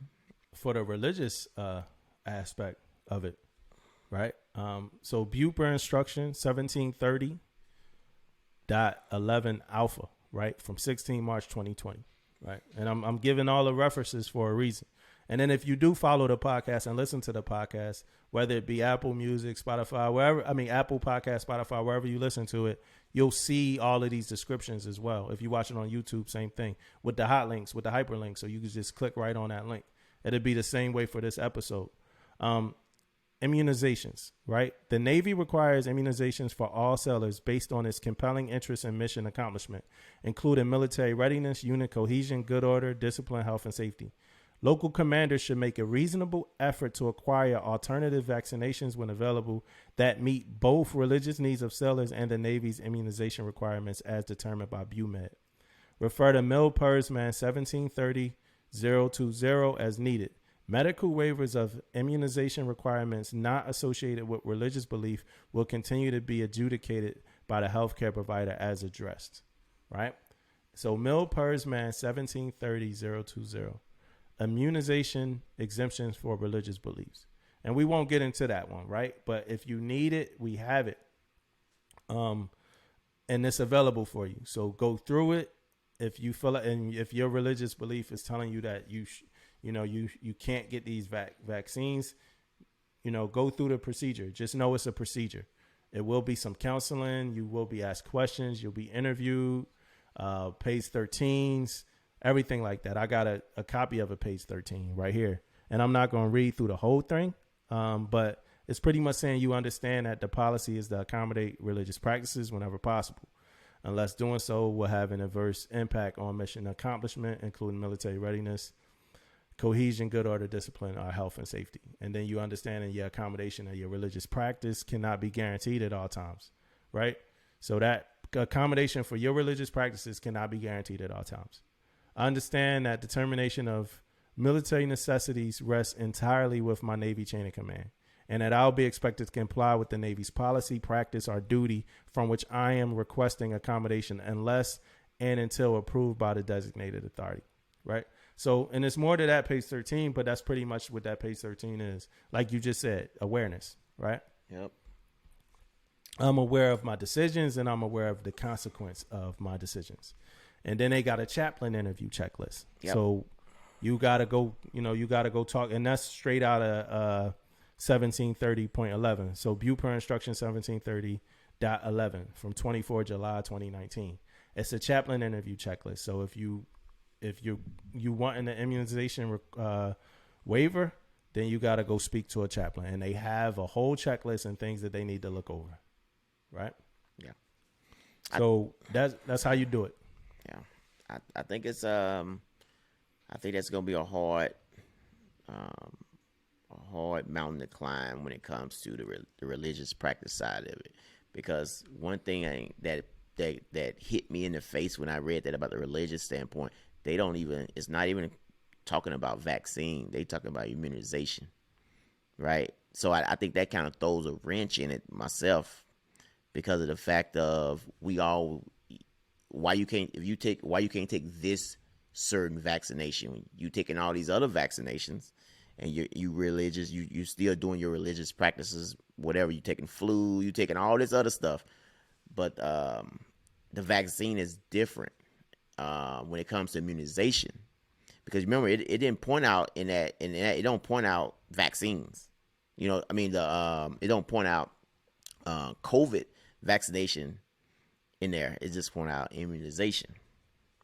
I guess it depends on like the person, like how devout they are. If they haven't been, you know what I'm saying? Like whatever it is, you know what I'm saying? They got the beard waiver where we already saw like people like for their religious beliefs get like, authority to have the beard or whatever. So I think it depends on what if they haven't gotten any other. That's the thing, and that's why I say it's a hard hill to climb. You're right. It's gonna be some circumstances where probably no one has got anything, and I can say, okay, they got stuff to back them up. Yeah. But if you don't have that, I feel like it's gonna be hard for you to try to get that approved. If you can't just go converting to a religion, right? Like I know. We about to have a lot of people converting to religions, because this ain't the only NAVADMIN that dropped. Yeah, right? Man. NAVADMIN 18321 just came out. Yeah, man. NAVADMIN 18321 just came out. And what NAVADMIN is that? The uniform policy update. Woo!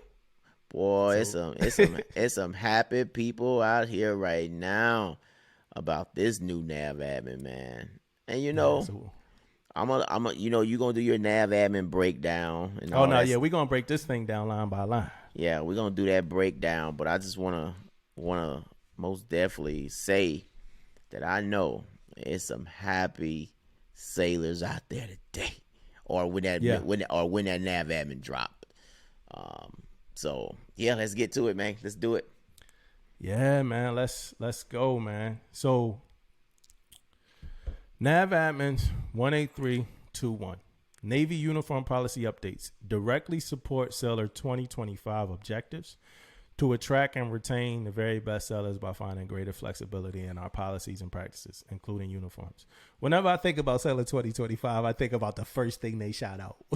The first thing that I kind of recognized that was shot out, and that was getting rid of the rates, man. That was the worst way to launch. That was the worst way to launch Scheller 2025. But so Scheller 2025, right?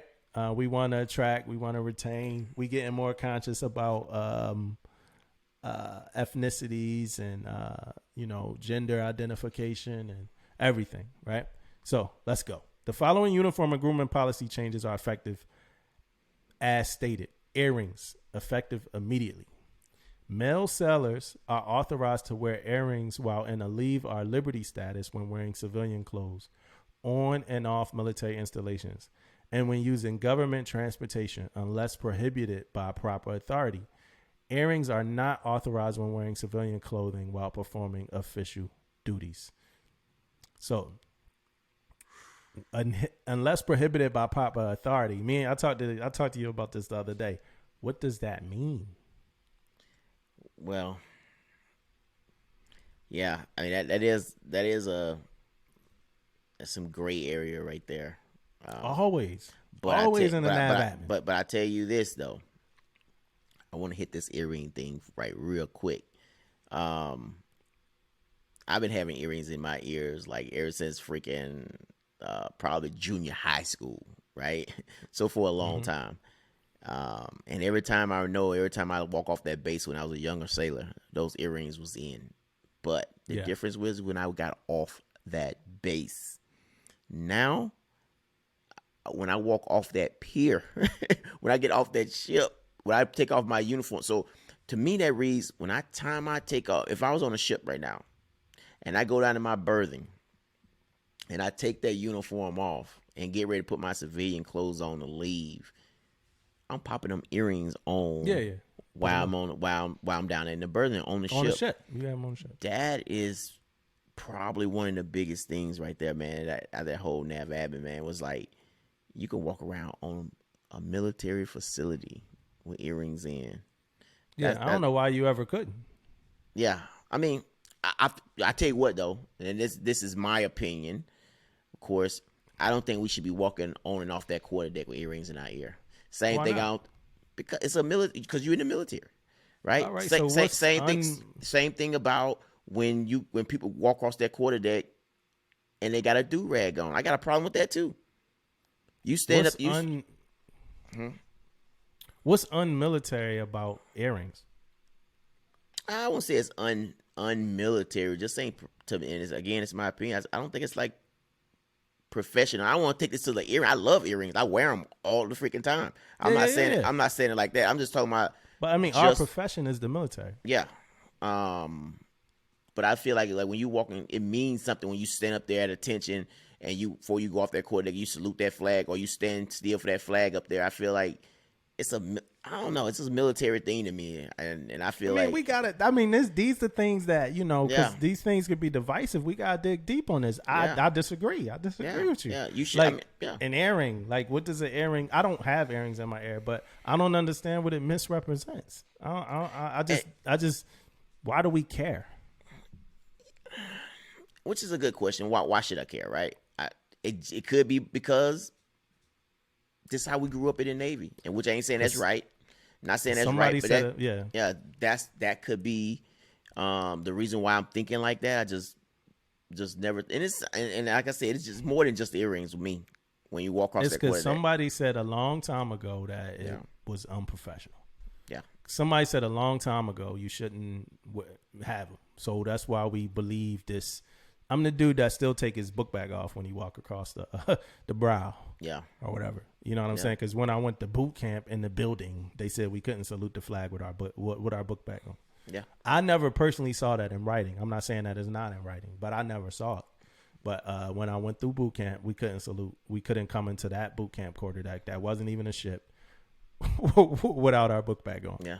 But, Same thing when like- the national anthem play, you take your backpack off. I got Yeah, called out by like, that but before who- too. Yeah. Yeah, like who? Like this whole earring thing is like who cares, man? Yeah. Like I'm somebody cared way too much some time ago. Yeah. like And- somebody cared way too much. And it probably came from like people doing too much also. Right? When I think go ahead. I think it had to do back then with whatever people associated masculinity with. Yeah. That's what I think. And also you got which they didn't really state too much. They just said earrings, but you going to catch these sailors out there probably doing too much. But you didn't say anything about that. It's earrings you can have in that ear that hang way down here. You know what I mean? Yeah. That didn't really get brung up on what size earring, what blah blah blah. So I'm sure it's gonna be something else that come out about it. But I'm most definitely happy for sailors with this though, because I'm a big fan of wearing earrings, man. No shit. I have no problem with it at all. Yeah. Zero problems with But it. even with the size they wear, though, I can't see. I mean, it's in civilian clothes anyway, so why does it matter? You know what I'm saying? Yeah. Is it rules for women when they got their civilian clothes on and the size of their earrings and civilian clothes? Yeah, that's true. That's true. I didn't look at it like that, but okay. I know we got some civilian clothes, like kind of like rules and stuff like that, but I Yeah. mean, you on your civvies, man. Like you good to go. In my opinion, I mean, the only thing I said that I'm still kind of harping on is it's great. I don't think we're gonna agree on all of these topics, right? Yeah. Which is great. But like the proper authority issue, that's my issue, man. Because that just mean that if I got my earrings on and I'm walking on a ship and I see old Senior Chief Leggins and Senior Chief Leggins having a bad morning, Yeah, like always. and he say, "Hey, you can," you gotta take your earrings off. How? Like, who are you? Are you the proper authority? So I think we need to define. I think we shouldn't be putting out, and maybe we do have a definition for it somewhere. Yeah. But I don't think we should be putting out new NAVADMINs and just putting proper authority in there and giving that old crusty, salty dude just a little bit of leverage to just be able to go against it because they feel like they're the proper authority. That's I now think if I'm listening. Go ahead. If we wondering what's the issue and what's always been an issue, gray areas in NAVADMINs they are an issue and they've always been an issue. We need to get rid of these damn gray areas. That's it. You know what? And maybe they put that gray area on the COs to print out that fresh ass page 13 to say, no, you will not wear earrings until you step off the ship, or you don't wear earrings until you go here. I will not be surprised if that happens. And that could be where that gray area at right there, stating some stuff like that. Okay, you will not have earrings on the ship, or some crazy shit like that. I'm assuming that could probably be one of those things. Yeah, I just don't see why it's an issue no matter what. Yeah. Like, period. Yeah. It ain't like the mask. It ain't like you need a seal. It's just earrings. It's only earrings. B. B. So that was only A, right? was We're A. on B now. Yep. Male hair grooming, effective immediately. Male sellers' hair grooming standards are expanded to include bald. So I gotta stop there for 1 second. For 1 second. You know, I got a bald head, man. I had it already. Yeah. That means that, you know, as much as I talk about following the instructions and listening, man, I gotta admit, I've been fucking up. Yeah. And when I read that the first time, the first thing popped in my head, I wish I knew that. Right. I Wow, didn't. what would you have done? Man, I'd be freaking straightening sailors out all over the place, man. So what would you'd have told me I needed to grow my receding hairline? I would have said, bro, I need to see that. Like, hey, Damo, I know you should look like Elmer Fudd up top, but you need to grow it. I need to see it, man. I need to see what you got going on up there, man. Like, grow that thing out. Grow it out, man. Like I said in that episode when we was talking about the dude with the messed up beard, man, let these guys be happy at work, man. They get more work done like that, man. So it expanded the ball, shit that a lot of people been doing, right? Flat tops, shit that a lot of people been doing. Yeah. Faded and high and tight hairstyles, a lot of people been doing it. Yeah. This was one of those like, hey, like let's just put it in the instruction. Like let's just accept that it's bad.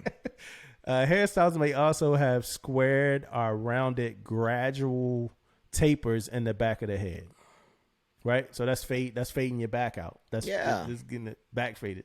Now, back when I had hair, I used to get the back of my joint faded. I've been back fading forever. Yeah, well, you've been wrong. I see. Yeah, you've been wrong, man. You can't fade that back, man.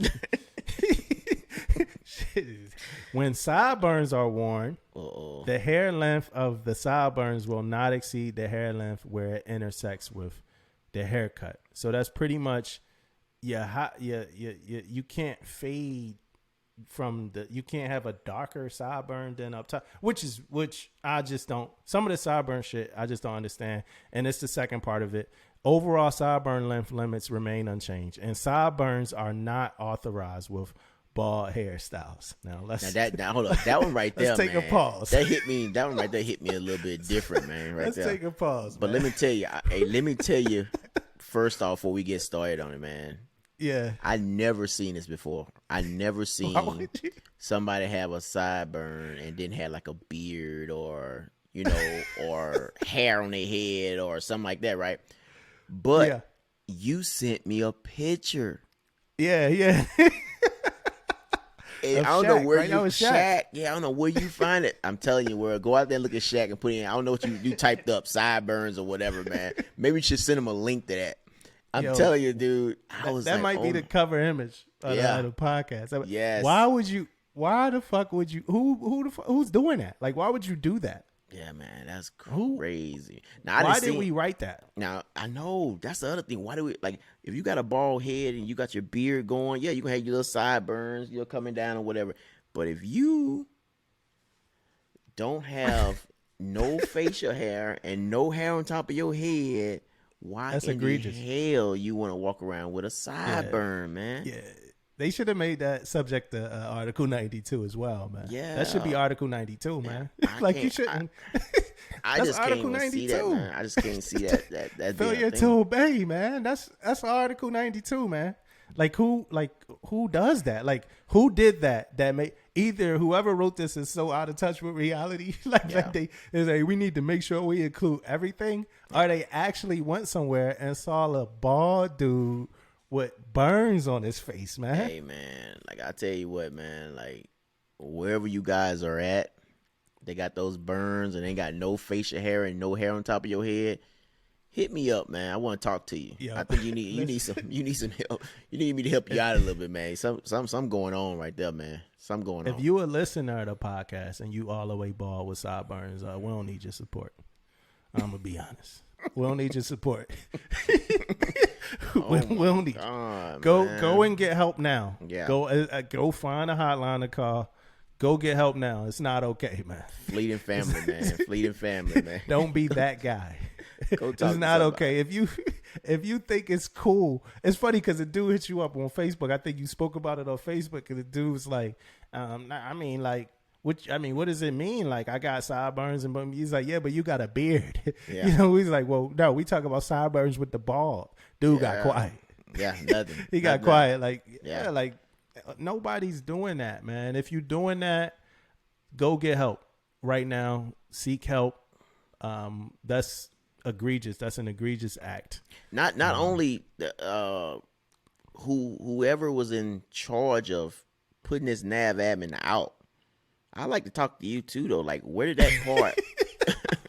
Where did that come from? Like, where did those lines come from right there? And why did we have to put? It's got to be a reason.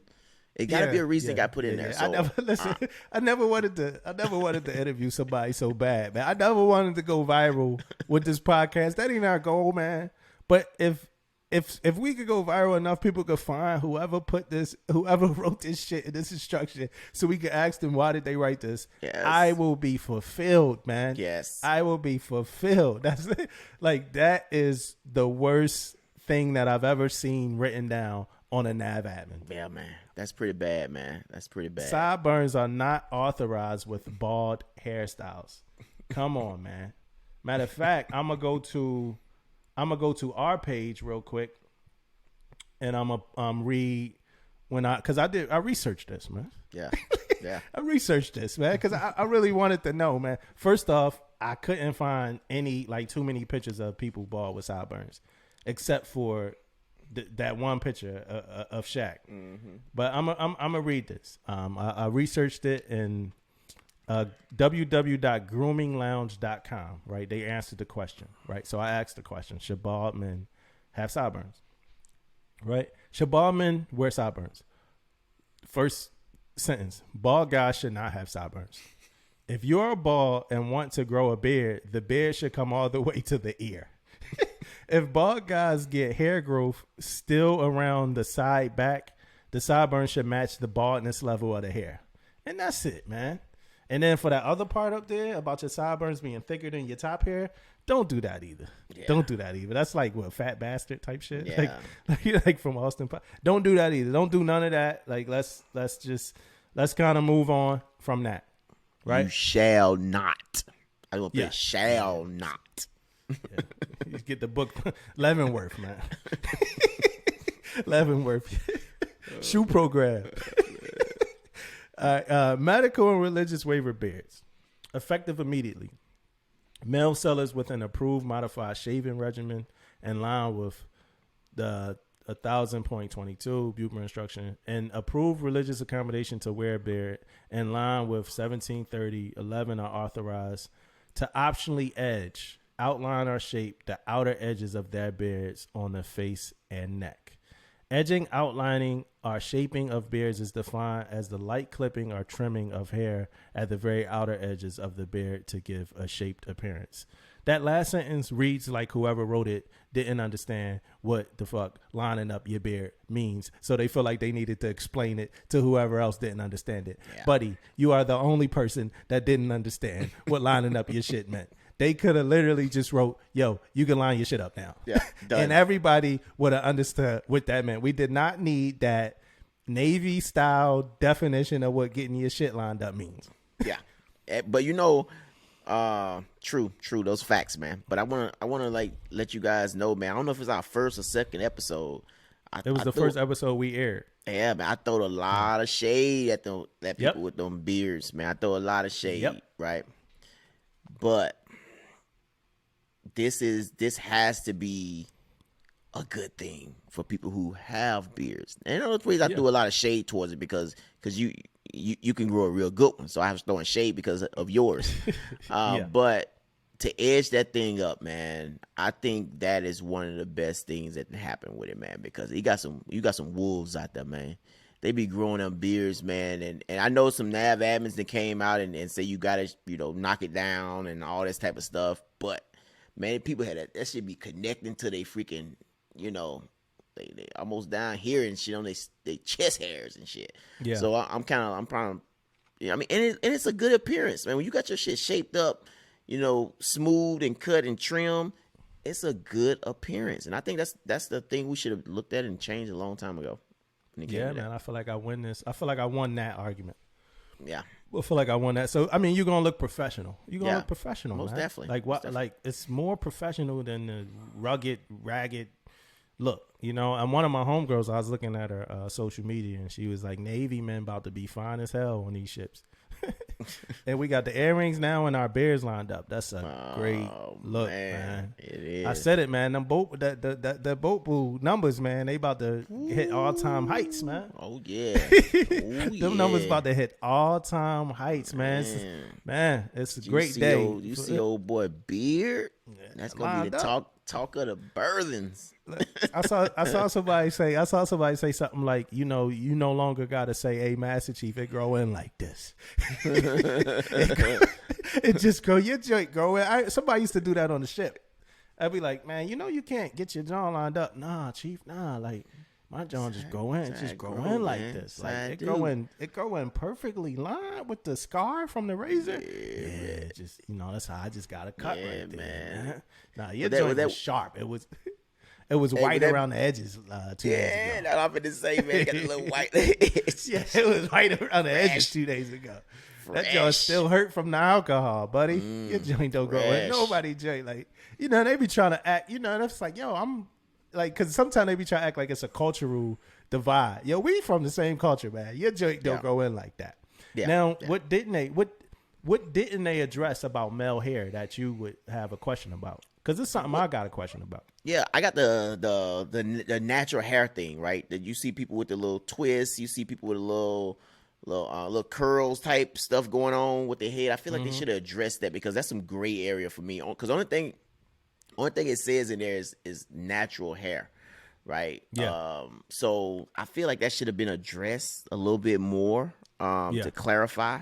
So that was one of my biggest takes from the male grooming side, because again, that appearance could be sharp also. Yeah, you know what I mean? It could be sharp in appearance, and you can look good while you doing it. So I don't see I think we should address that, because man, I don't like the gray area, man. You got too many people out there that's leaders from different backgrounds, from different whatever. Don't put no gray area on that shit, man.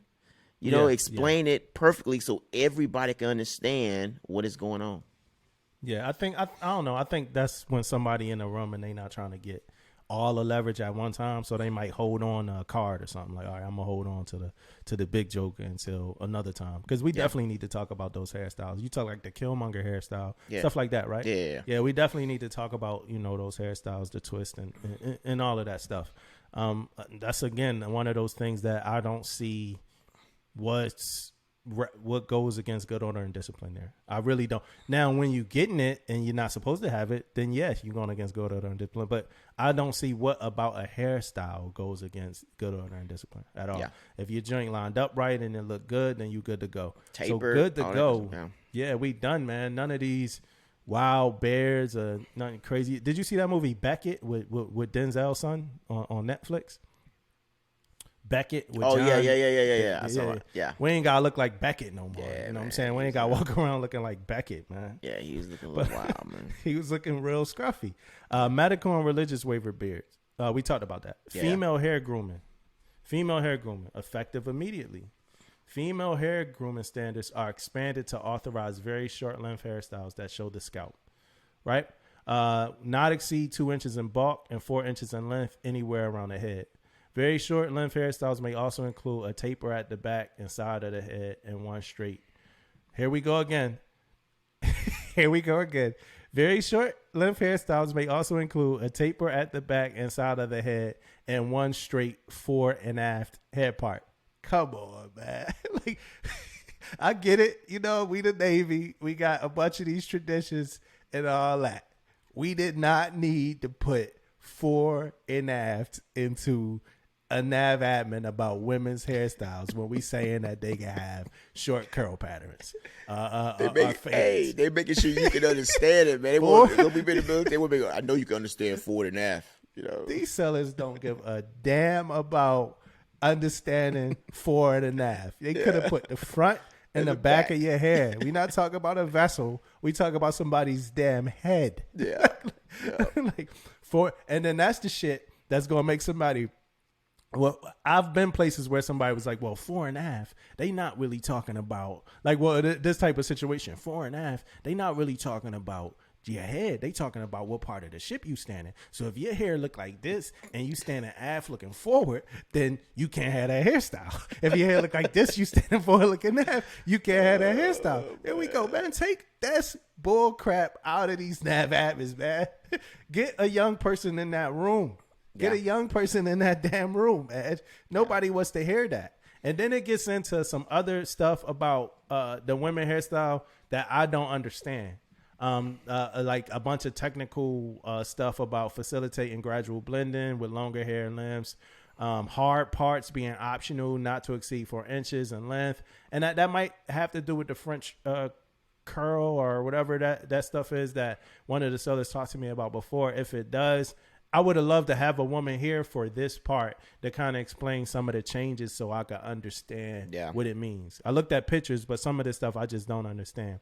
And it also says bald hairstyles, razor cut, or shaved short remain unauthorized except in the case of medically prescribed treatments and required care. Right? So if medically prescribed, you could get your hair bald. But I don't understand. It's just like earrings to me. If a woman, if we just authorize for men to have all hair off their head, right? Why if a woman wants to take all the hair off her head, why can't she? Why not? I don't see. Yeah, I don't get it. And it might speak to that next part of this instruction. It might speak to the next part because it might assumingly speak to if she went bald, she would want to wear a wig every now and then, whatever. But I just don't understand that. I just don't understand that. Medically prescribed head coverings, effective 30 days from the release of this message. Male and female sellers undergoing medically prescribed health treatment or care that results in a drastic loss of hair or the scalp becomes too sensitive to wear wigs or hair pieces. Military covers, protective headgear, or equipment are authorized to wear fabric head coverings, solid colors of black, khaki/tan, navy blue, or white. Right, and then those coverings match your uniform. They must be medically documented and prescribed by appropriate military healthcare providers. I got nothing for that. If anybody was affected by that, and that seems to be, it looks like a positive change if they couldn't do that before. You got anything for that one? No, not really. All right, no. This is a big one right here. Accented names. Effective immediately. Sellers whose legal names contain accents are authorized to include and display those accents in the name tags, name patches, or name tapes while wearing a uniform. I think that's a culturally aware thing and a ethnically aware thing. Something like that, right? That's a good thing. No doubt, man. And I read that. I most definitely know, like, it wasn't a fact of sailors wasn't trying to get it put on their uniform. It's the fact that sometimes the uniform shops couldn't do it, you know? Yeah. So most definitely, man, I think it's a good deal for everybody. So you could get that swiggly thing over the letter now, right? The little swiggly thing. Yep. Whatever that is. Somebody knows what it is. I don't know the name of it. Yeah. It's a swiggly thing. Most definitely. But Beyonce could have a slant over the E, right? That's pretty much what that means. Yeah. All right. Uniform, type 2, type 3, effective immediately. Sellers may optionally wear 1 or 2 shoulder patches when wearing the NW type 2, type 3. Now, in this one, whoever's affected by this, I mean, I would love to know what's so deep about this. When wearing 1 or 2 shoulder patches, the reverse U.S. flag patch will be worn on the right shoulder pocket flap. Patches worn on a left pocket flap will be an authorized shoulder patch. Command unit logos are "Don't Tread on Me." Shoulder patches remain optional for personal purchase and wear with the NWU Type 2, Type 3. Command mandated shoulder patches will be procured and issued by the command directing its wear. NWU shoulder patches may be either laser cut or of embroidered construction. Yeah, so if anybody, I mean, if that... Have we already been doing that, though? I thought I'd seen command was wearing their patches already. Yeah. Well, let's say you could optionally wear 1 or 2. Okay. So it's an option to wear 1 or 2. Yeah. So maybe somebody don't want to wear. So then it says, when wearing 1 or 2, where to wear it. So now it's optional now. But I guess because you got to buy the pack. I don't know. I really don't know. I don't know who wanted to wear only one of them. Who wanted? I normally just get the command one. I normally just get both of them. You know what I'm saying? I get both shoulder patches, the reverse flag. I get the command one, and I wear them. Like, I never really thought about mixing and matching them or whatever. It used to be some sneakers. You ever heard of the Lotto sneaker where you could change the logo and the shoestrings? It's like you got like 6 pairs of sneakers, but it's only one. No. You never heard of those? No. They like the old Lottos, man. Yeah, they Lottos, man. I think Saucony is how you pronounce it. Some people say Saucony, but I think Saucony did it as well. Well, you could just switch the logo, man. You got a whole different pair of sneaks, man. Yeah, now, man. if you know, they in Philly it's called Dict, right? Dict is a weird name if anybody listening, but in Philly, Dict is when you mess up your sneakers, right? When you bend them up, you dirty them, all that shit, right? So, like whether you change your logos or not, if you dick up the front of your sneakers, they still some dicked sneakers, so they still a messed up pair of sneakers. Like, Oh man, I ain't know Philly had their own language over there, man. Philly use their own, own words, It's, making up yeah. new words and shit. Yeah, Yeah, my boys got a podcast. Shout out to TRN podcast, and they was talking about Philly slang, and that's what they call it. It's too. It was like, you know, your sneakers are dicked.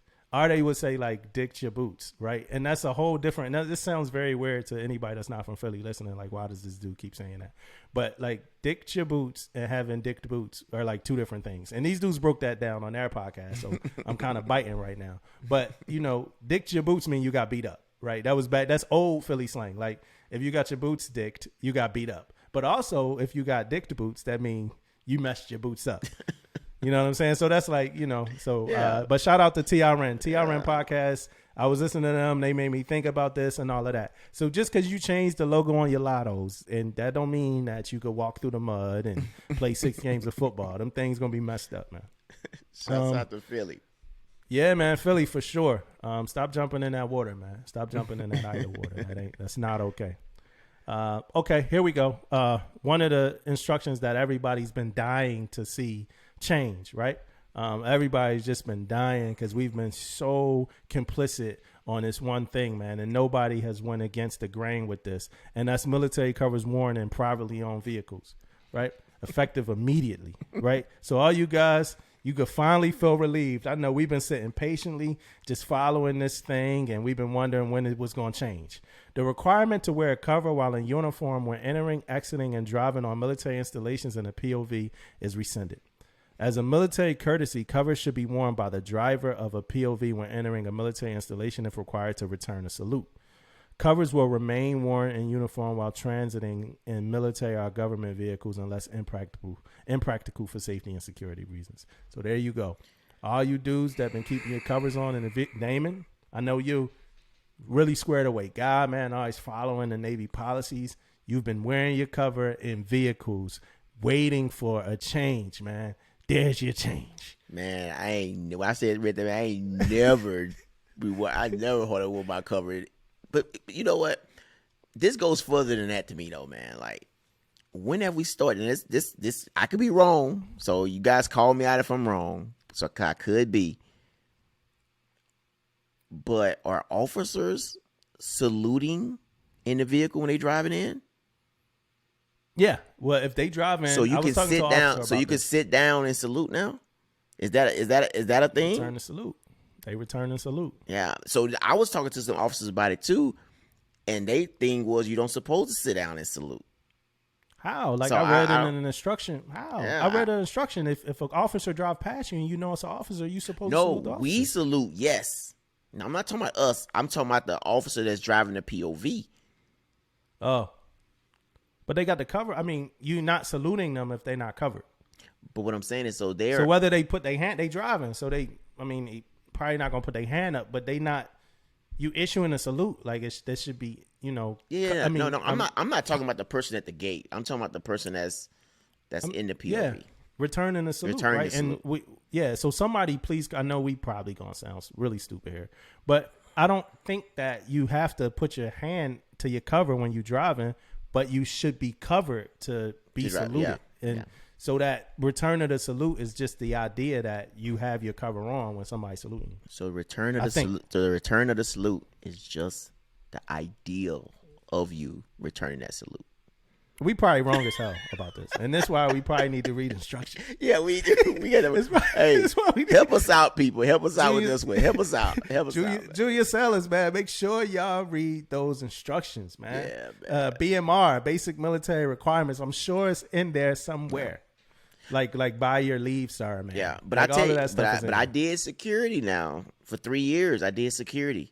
And no shit, when people come through that gate, we had to salute all the officers, and the officers were saluting us back. They salute you back. Yeah, in the vehicle. So now, but I don't know if that's, That mean they can't be Chill 10 out. and 2 no. We not supposed to be 10 and 2 no more anyway, right? Yeah. But they gotta be 10 and then boom. Yeah, man. But the vehicle is stopped too though. The vehicle is like stopped right there, showing the ID, and then you salute. They salute. It ain't like they driving through and keep going type shit. Positive control, man. Yeah, Positive control. You still need positive control.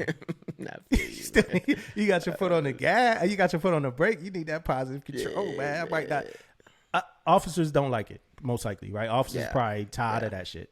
You know, so they probably wanted that rescinded. Like, all right, we don't want to just keep. I'm gonna write that down, return man. salute. I'm gonna write that down because I'm gonna probably talk about that next week, man. Because I want to know some facts on do this. Yeah. We got to be responsible, man. We got to be responsible, man. We got to provide some sort of answer for that. But I'm sure it bothered like some people. Man, like, yo, take this away, take this rule away. All right, next one. So some of these we didn't get into, but there's a few more we did talk about.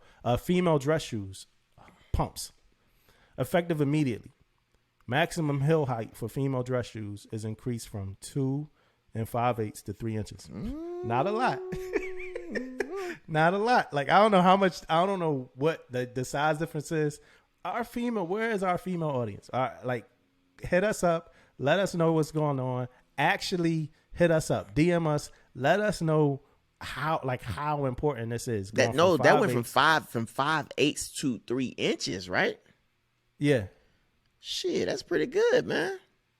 Yeah, 5/8 is a little less over than a half. Yeah, not even an inch, little, right? Not even an inch. Now we talking about going to 3 inches. Oh man, they styling and profiling now, man. Oh man. They could get a little bit higher, and then they could buy like shoes from a civilian source as long as it's the right color. So I mean that's good to go. But I want to know what this means, like, for real. Is it really a big deal? How big of a deal is this? That's what we want to know. Yeah, this is a big deal. I think so though. 3. Yeah. I mean, I would love to know. It says 3-inch heels are considered the maximum heel height worn in professional work or business environments. So, male swimwear effective immediately. Authorized male swimwear. What's so funny about this? I was expecting something crazy. You know what? Why I'm laughing before you even get started, man? I'm laughing because it's a reason why they putting this out. Yeah. You know what I mean? Somebody talked about this NAVADMIN about swimwear for males. You know, somebody had to bring that up in some type of event or something for it to be, talked about. This the ice cream social, man, before the deployment get extended. That's all this is, man. They put out the COVID mandatory vaccine. Knew people wasn't going to like that. Let's have this ice cream social, man. Yeah, we about to extend these guys. I mean, that's why it got put out, man. Male swimwear, effective immediately. Authorized male swimwear is expanded to include performance competition swimwear. So you could, whatever they were wearing, you could, for the physical readiness test and physical training, you could have performance competition swimwear. I'm not a part of the swim culture, so I don't know what this means. We already know when we did an episode about remedial swim. I ain't in the swim culture, so I don't know what this means. Me either. Okay, all right, cool. But for the guys that are, kudos, man. You got what you wanted some type of way. Good luck. Command insignia. This was one for officers, I think, and it's effective immediately. It's got to do with command insignia being worn for officers. I'm not gonna read it, but if you're an officer and you know what it means, good job, good thing, man. Kudos or whatever the word is. All right, do ID badge option. That's another one I'm not gonna read. But if you wanted to wear do ID, good on you. You got it, man. Do ID. All right, prescription, and the do ID one is big, man. It's like a whole manner of wear. So this is a thing. So it's a whole demographic of people that care about this. It's not us. Prescription eyeglasses, effective 60 days from the release of this message. Authorized prescription eyeglasses and frames worn in uniform must be silver/gray, black, brown, navy blue, gold, or clear, translucent. The frame around the lens can be of a different but authorized color. Frame color can also consist of a combination of 2 authorized colors. I think that's one of the sanity check ones. I'm sure, because I know people have not probably been wearing glasses with the right color frame. Yeah. So I think that was one of those sanity check ones. All right, we didn't drop some good stuff. We gave y'all some good stuff. Now we're gonna get y'all right back up. But one key thing about the glasses that I thought was pretty good, that you could have a logo, small logo on there. Yeah, I saw that. Yeah, so I think before that was a deal, because you're trying to find some glasses that's all whatever color, all black, all whatever. And now you can have a logo, so I think that's a big deal. Yeah, like I'm only wearing Gucci, Gucci frames. I know how you roll. I know how you roll. Yeah, like Louis V, Gucci, Chanel, man. Louis, Gucci, Chanel. You know what I mean? And I can't take that logo off. You know what I'm saying? It's hard enough trying to find an all black book bag. You know what I'm saying? Right? I'm going to Lululemon for 40 minutes trying to find. So no, I can't have any logo. Like, that's crazy. My Under Armour mask is the best mask available for anybody with COVID, but the Under Armour sign, I can't wear it. So now I'm choking in my N95 every day in the office. Just choking. Just can't breathe. Face purple.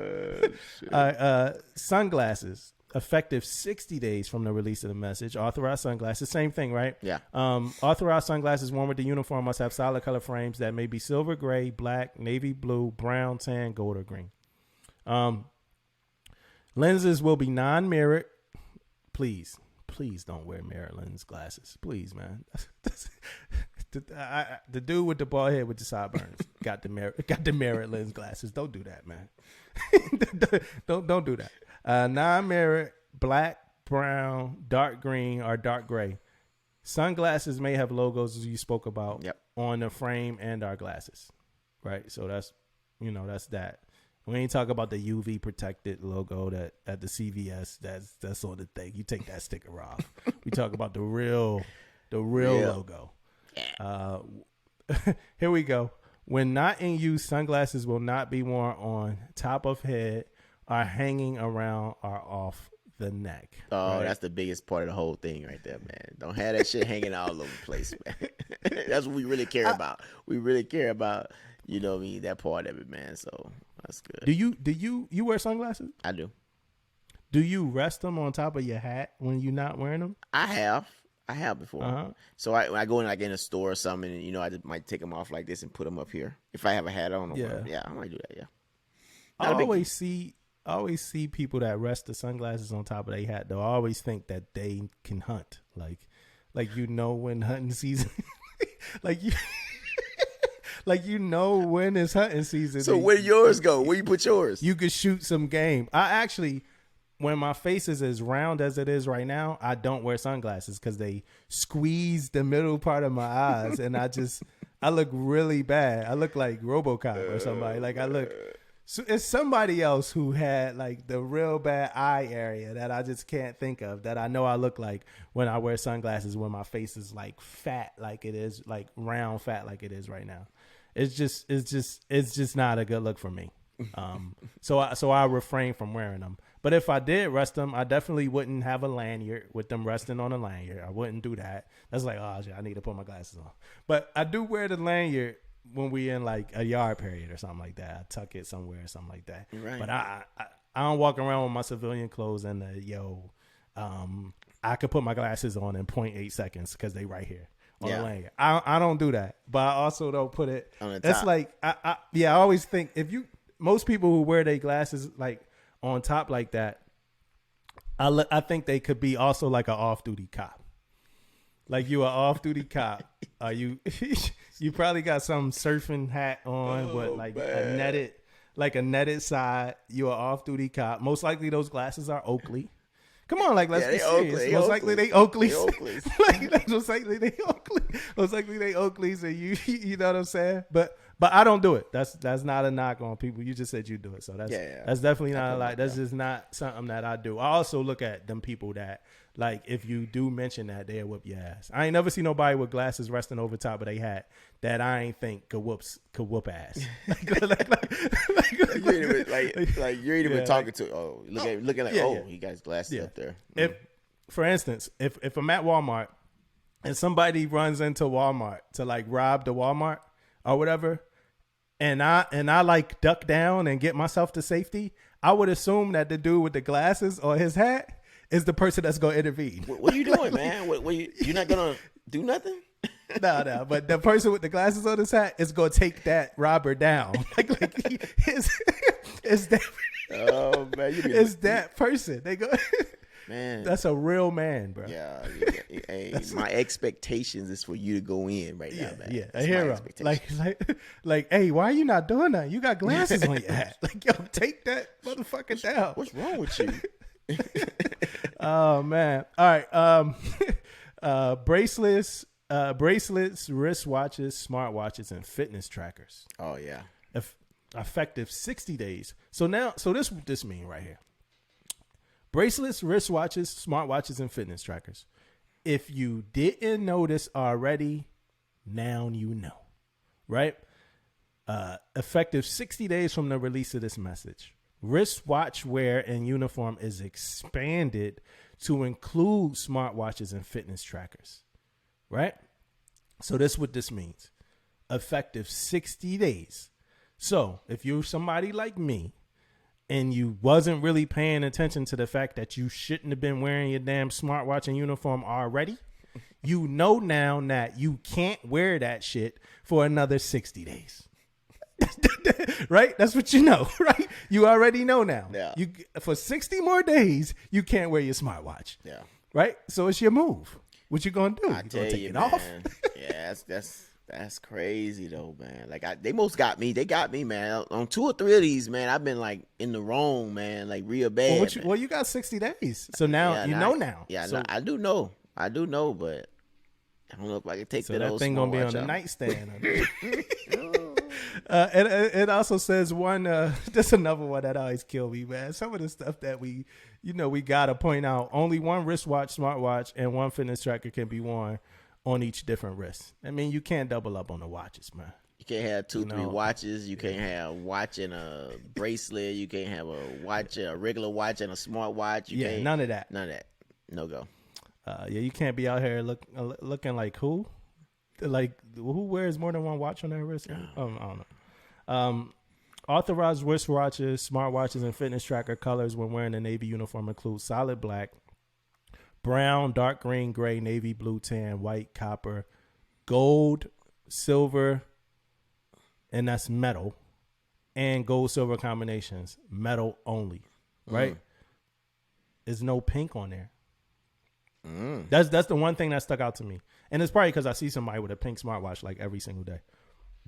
So I'm gonna have to tell them like, "Hey, you wrong." You know, ain't no pink on that, right? I'm just to give you a heads up. I'm You got like, 60 days though. You tell them now. You see, you already I'm sold. gonna tell them that too. You let them know. This one I'm hey. gonna tell them. I'm gonna be like, "Yo, you wrong." Yeah. They'll be like, "Why am I wrong, senior? You got on a pink smartwatch." Yeah. And be like, "Well, what's wrong with having a pink smartwatch?" First off, your smartwatch can't be pink. Second off, you got 53 days. You can't be wearing no smartwatch. Exactly. Just so you know. You see, I don't have So when mine I on. see- Yours, and that look still got the I print. got a smartwatch on. Yeah, still got the print on your arm still though. You know what I mean? Yeah. Where your watch was at. yeah. I got your shit faded. Like you try to act like you just took it off just to correct the seller. That is a violation. That's dirty. You're dirty. If you're khaki and you did that, you're dirty. Motherfucker walk by your office, you like this. Yeah, I'm going to get him. time to correct some sellers. Let me take my damn smartwatch. Hey, oh man, going to get him. shipmate. Yeah, Shipmate. going in. You read the instruction? Man, yeah, man. I guess we should just let Big Navy know that people still gonna be having their smartwatches on for the next 60 days. Sorry, I'm sorry. That's gonna happen though. Sorry, guys. Smartwatches and fitness trackers are subject to applicable security regulations. I mean, you still can't go in certain spaces. You still can't go to certain places if you're wearing your smartwatch, right? Yep. And I'm not gonna read who released it or nothing about who wrote it because that would mean that I know. And I just had a lot of fun with this topic, so we gonna leave it at that. But that's the topics, man. They the NAVADMINs. It's a lot to digest, man. You guys need to most definitely get out there and read this, man, and make sure you understand all the things. But it's some good ones in there, man. Some stuff that I didn't understand. I either didn't understand or didn't care about. But it's also some good stuff in there, man. And so to me, it almost looked like some of the voices are being heard. Maybe not. Maybe not everything, but people are listening a little bit, man. So we'll see what happens from here, man. We got a couple more things that we need to make sure we address, and we talked about that earlier, especially with the hair thing for males. But yeah, they hit some stuff, man. So I kind of like this NAVADMIN, man. I think a lot of people do. I think this, like you said before, you hit them with the COVID, then you hit them with this little nice little, NAVADMIN here. Yeah, man. Surf and turf. Yeah, man. So. Keep. I guess the one thing I take from that is keep speaking. Keep speaking. It's not falling on deaf ears, like you just said. Yeah. Keep talking. Keep raising the questions. Keep trying to do it the right way. You got the right way to do it. You got the wrong way to do it. Keep trying to do it the right way, so that these institutional changes could be made, and they can affect everybody. You know what I'm saying? You ain't got to get in trouble to voice how you feel about, something.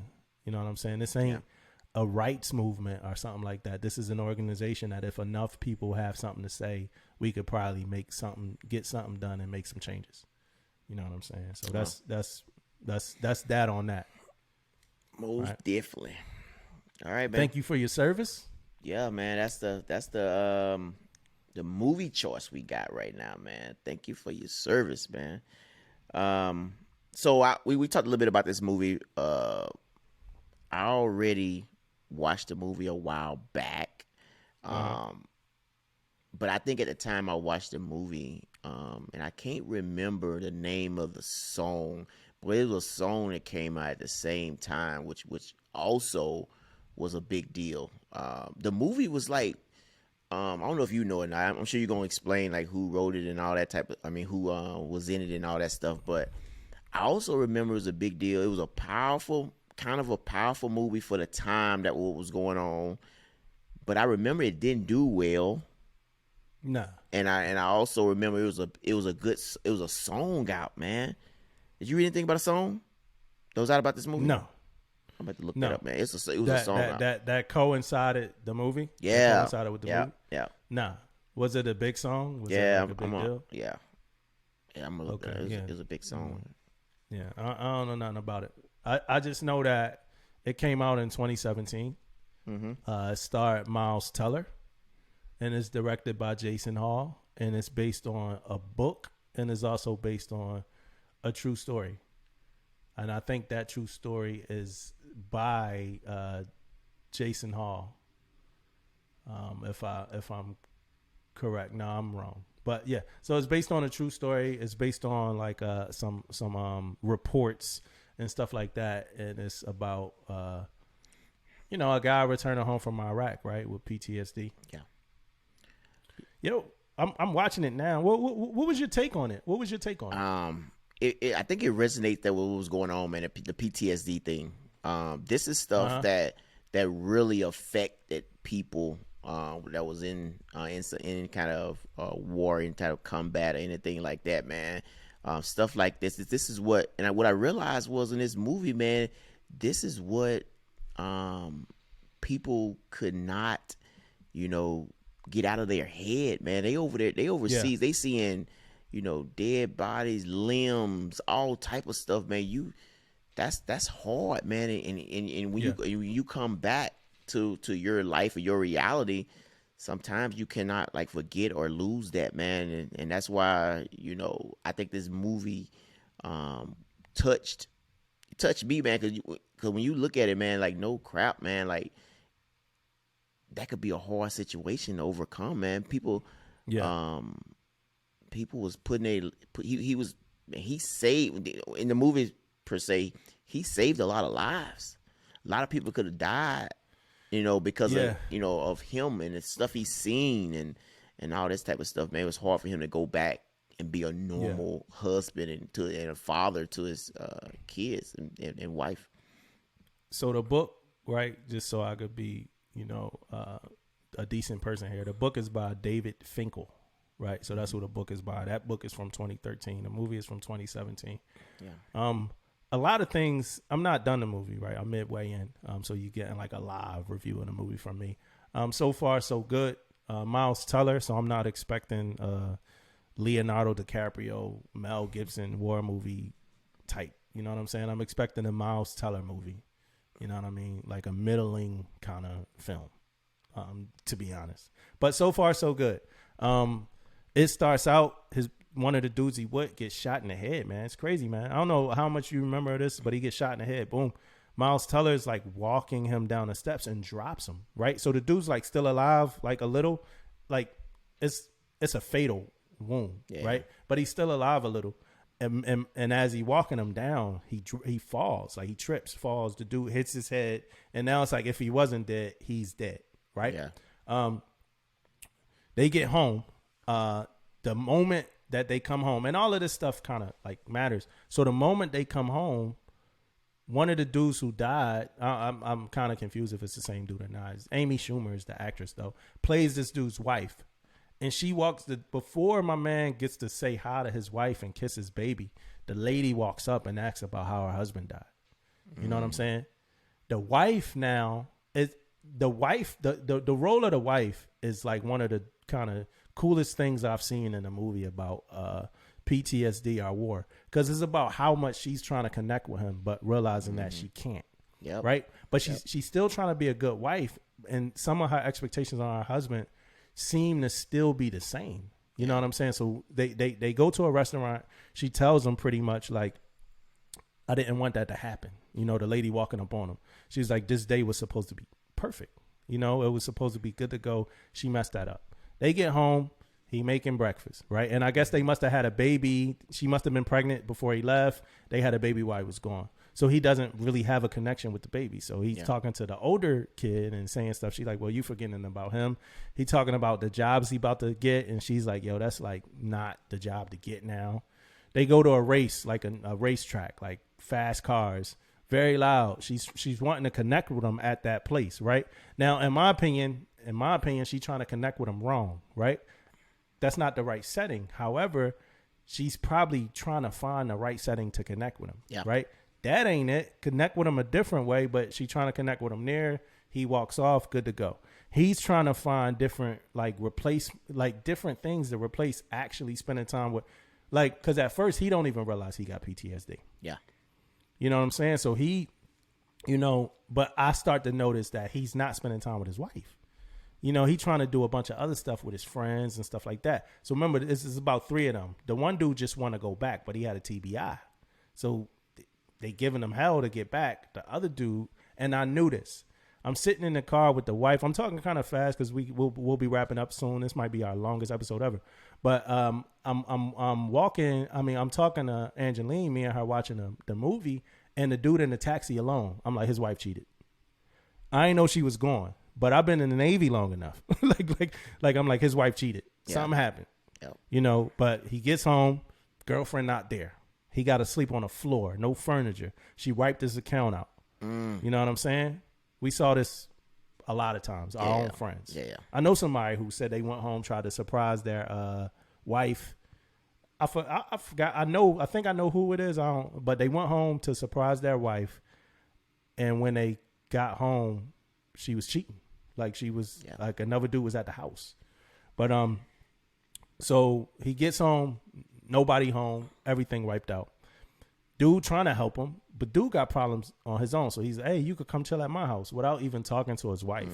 You come here however long you want. Dude go there one night, he leaves in the morning, goes to the ex job. She works at a bank. He pulls out a gun. Boom, suicide. Kills himself.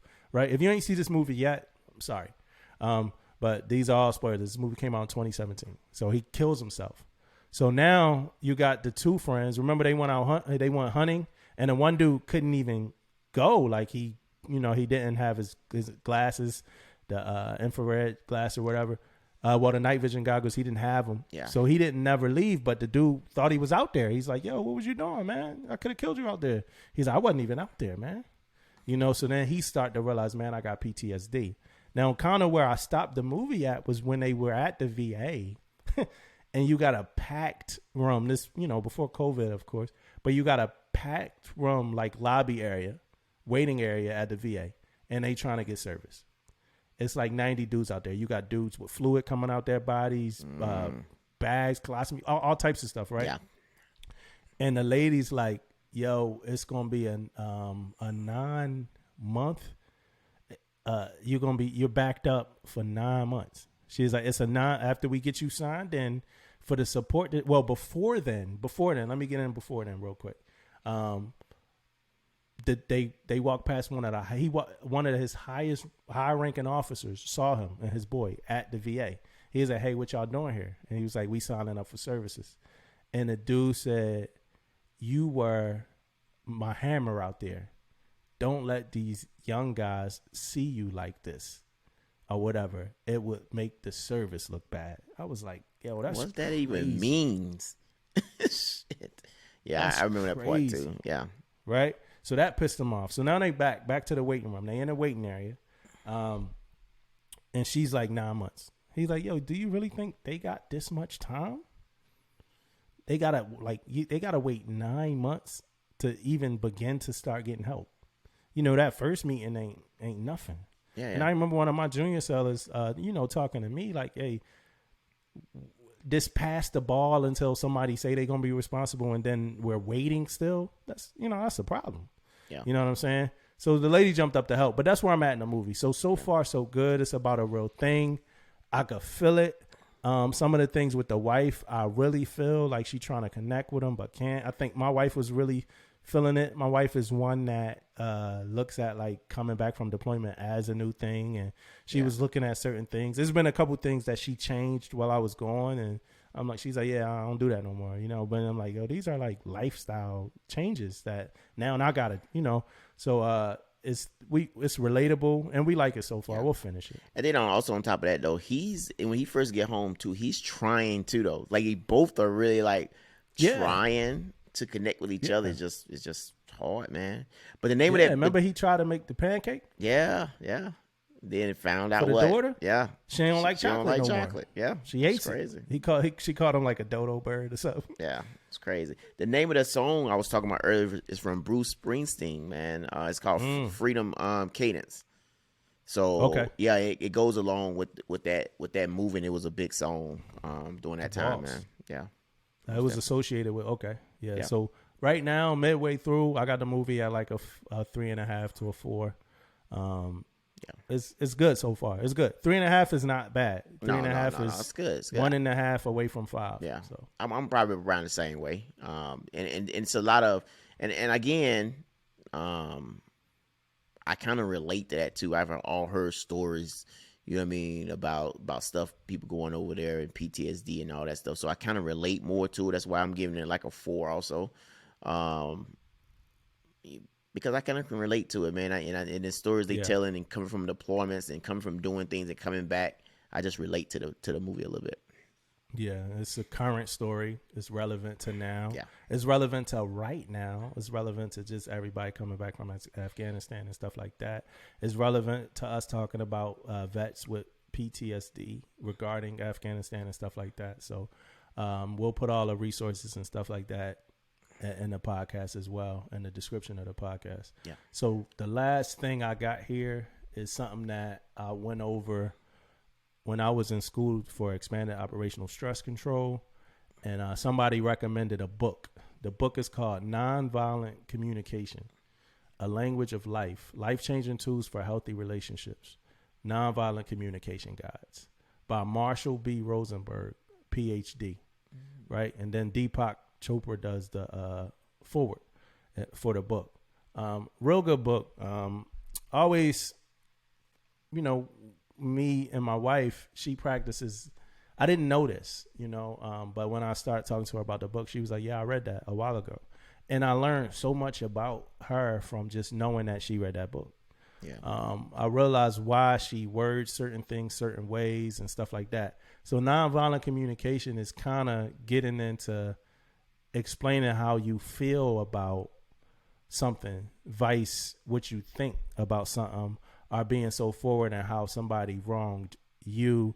And a lot of the words that we use are normally like wrong. Like when we say you always late, or you always, it's the person's not always late. Yeah. You know what I'm saying? So then it's like, how does this person being late make you feel? You know what I'm saying? He broke down this one story about the lady was upset at her husband because he was controlling the money.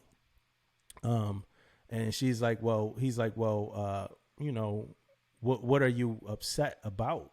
You know, she's like, is he controlling money? But when he's like, how does it make you feel? She's like, it make me feel like he's an asshole or something. He's like, that's not how it makes you feel. Him being an asshole is not a feeling.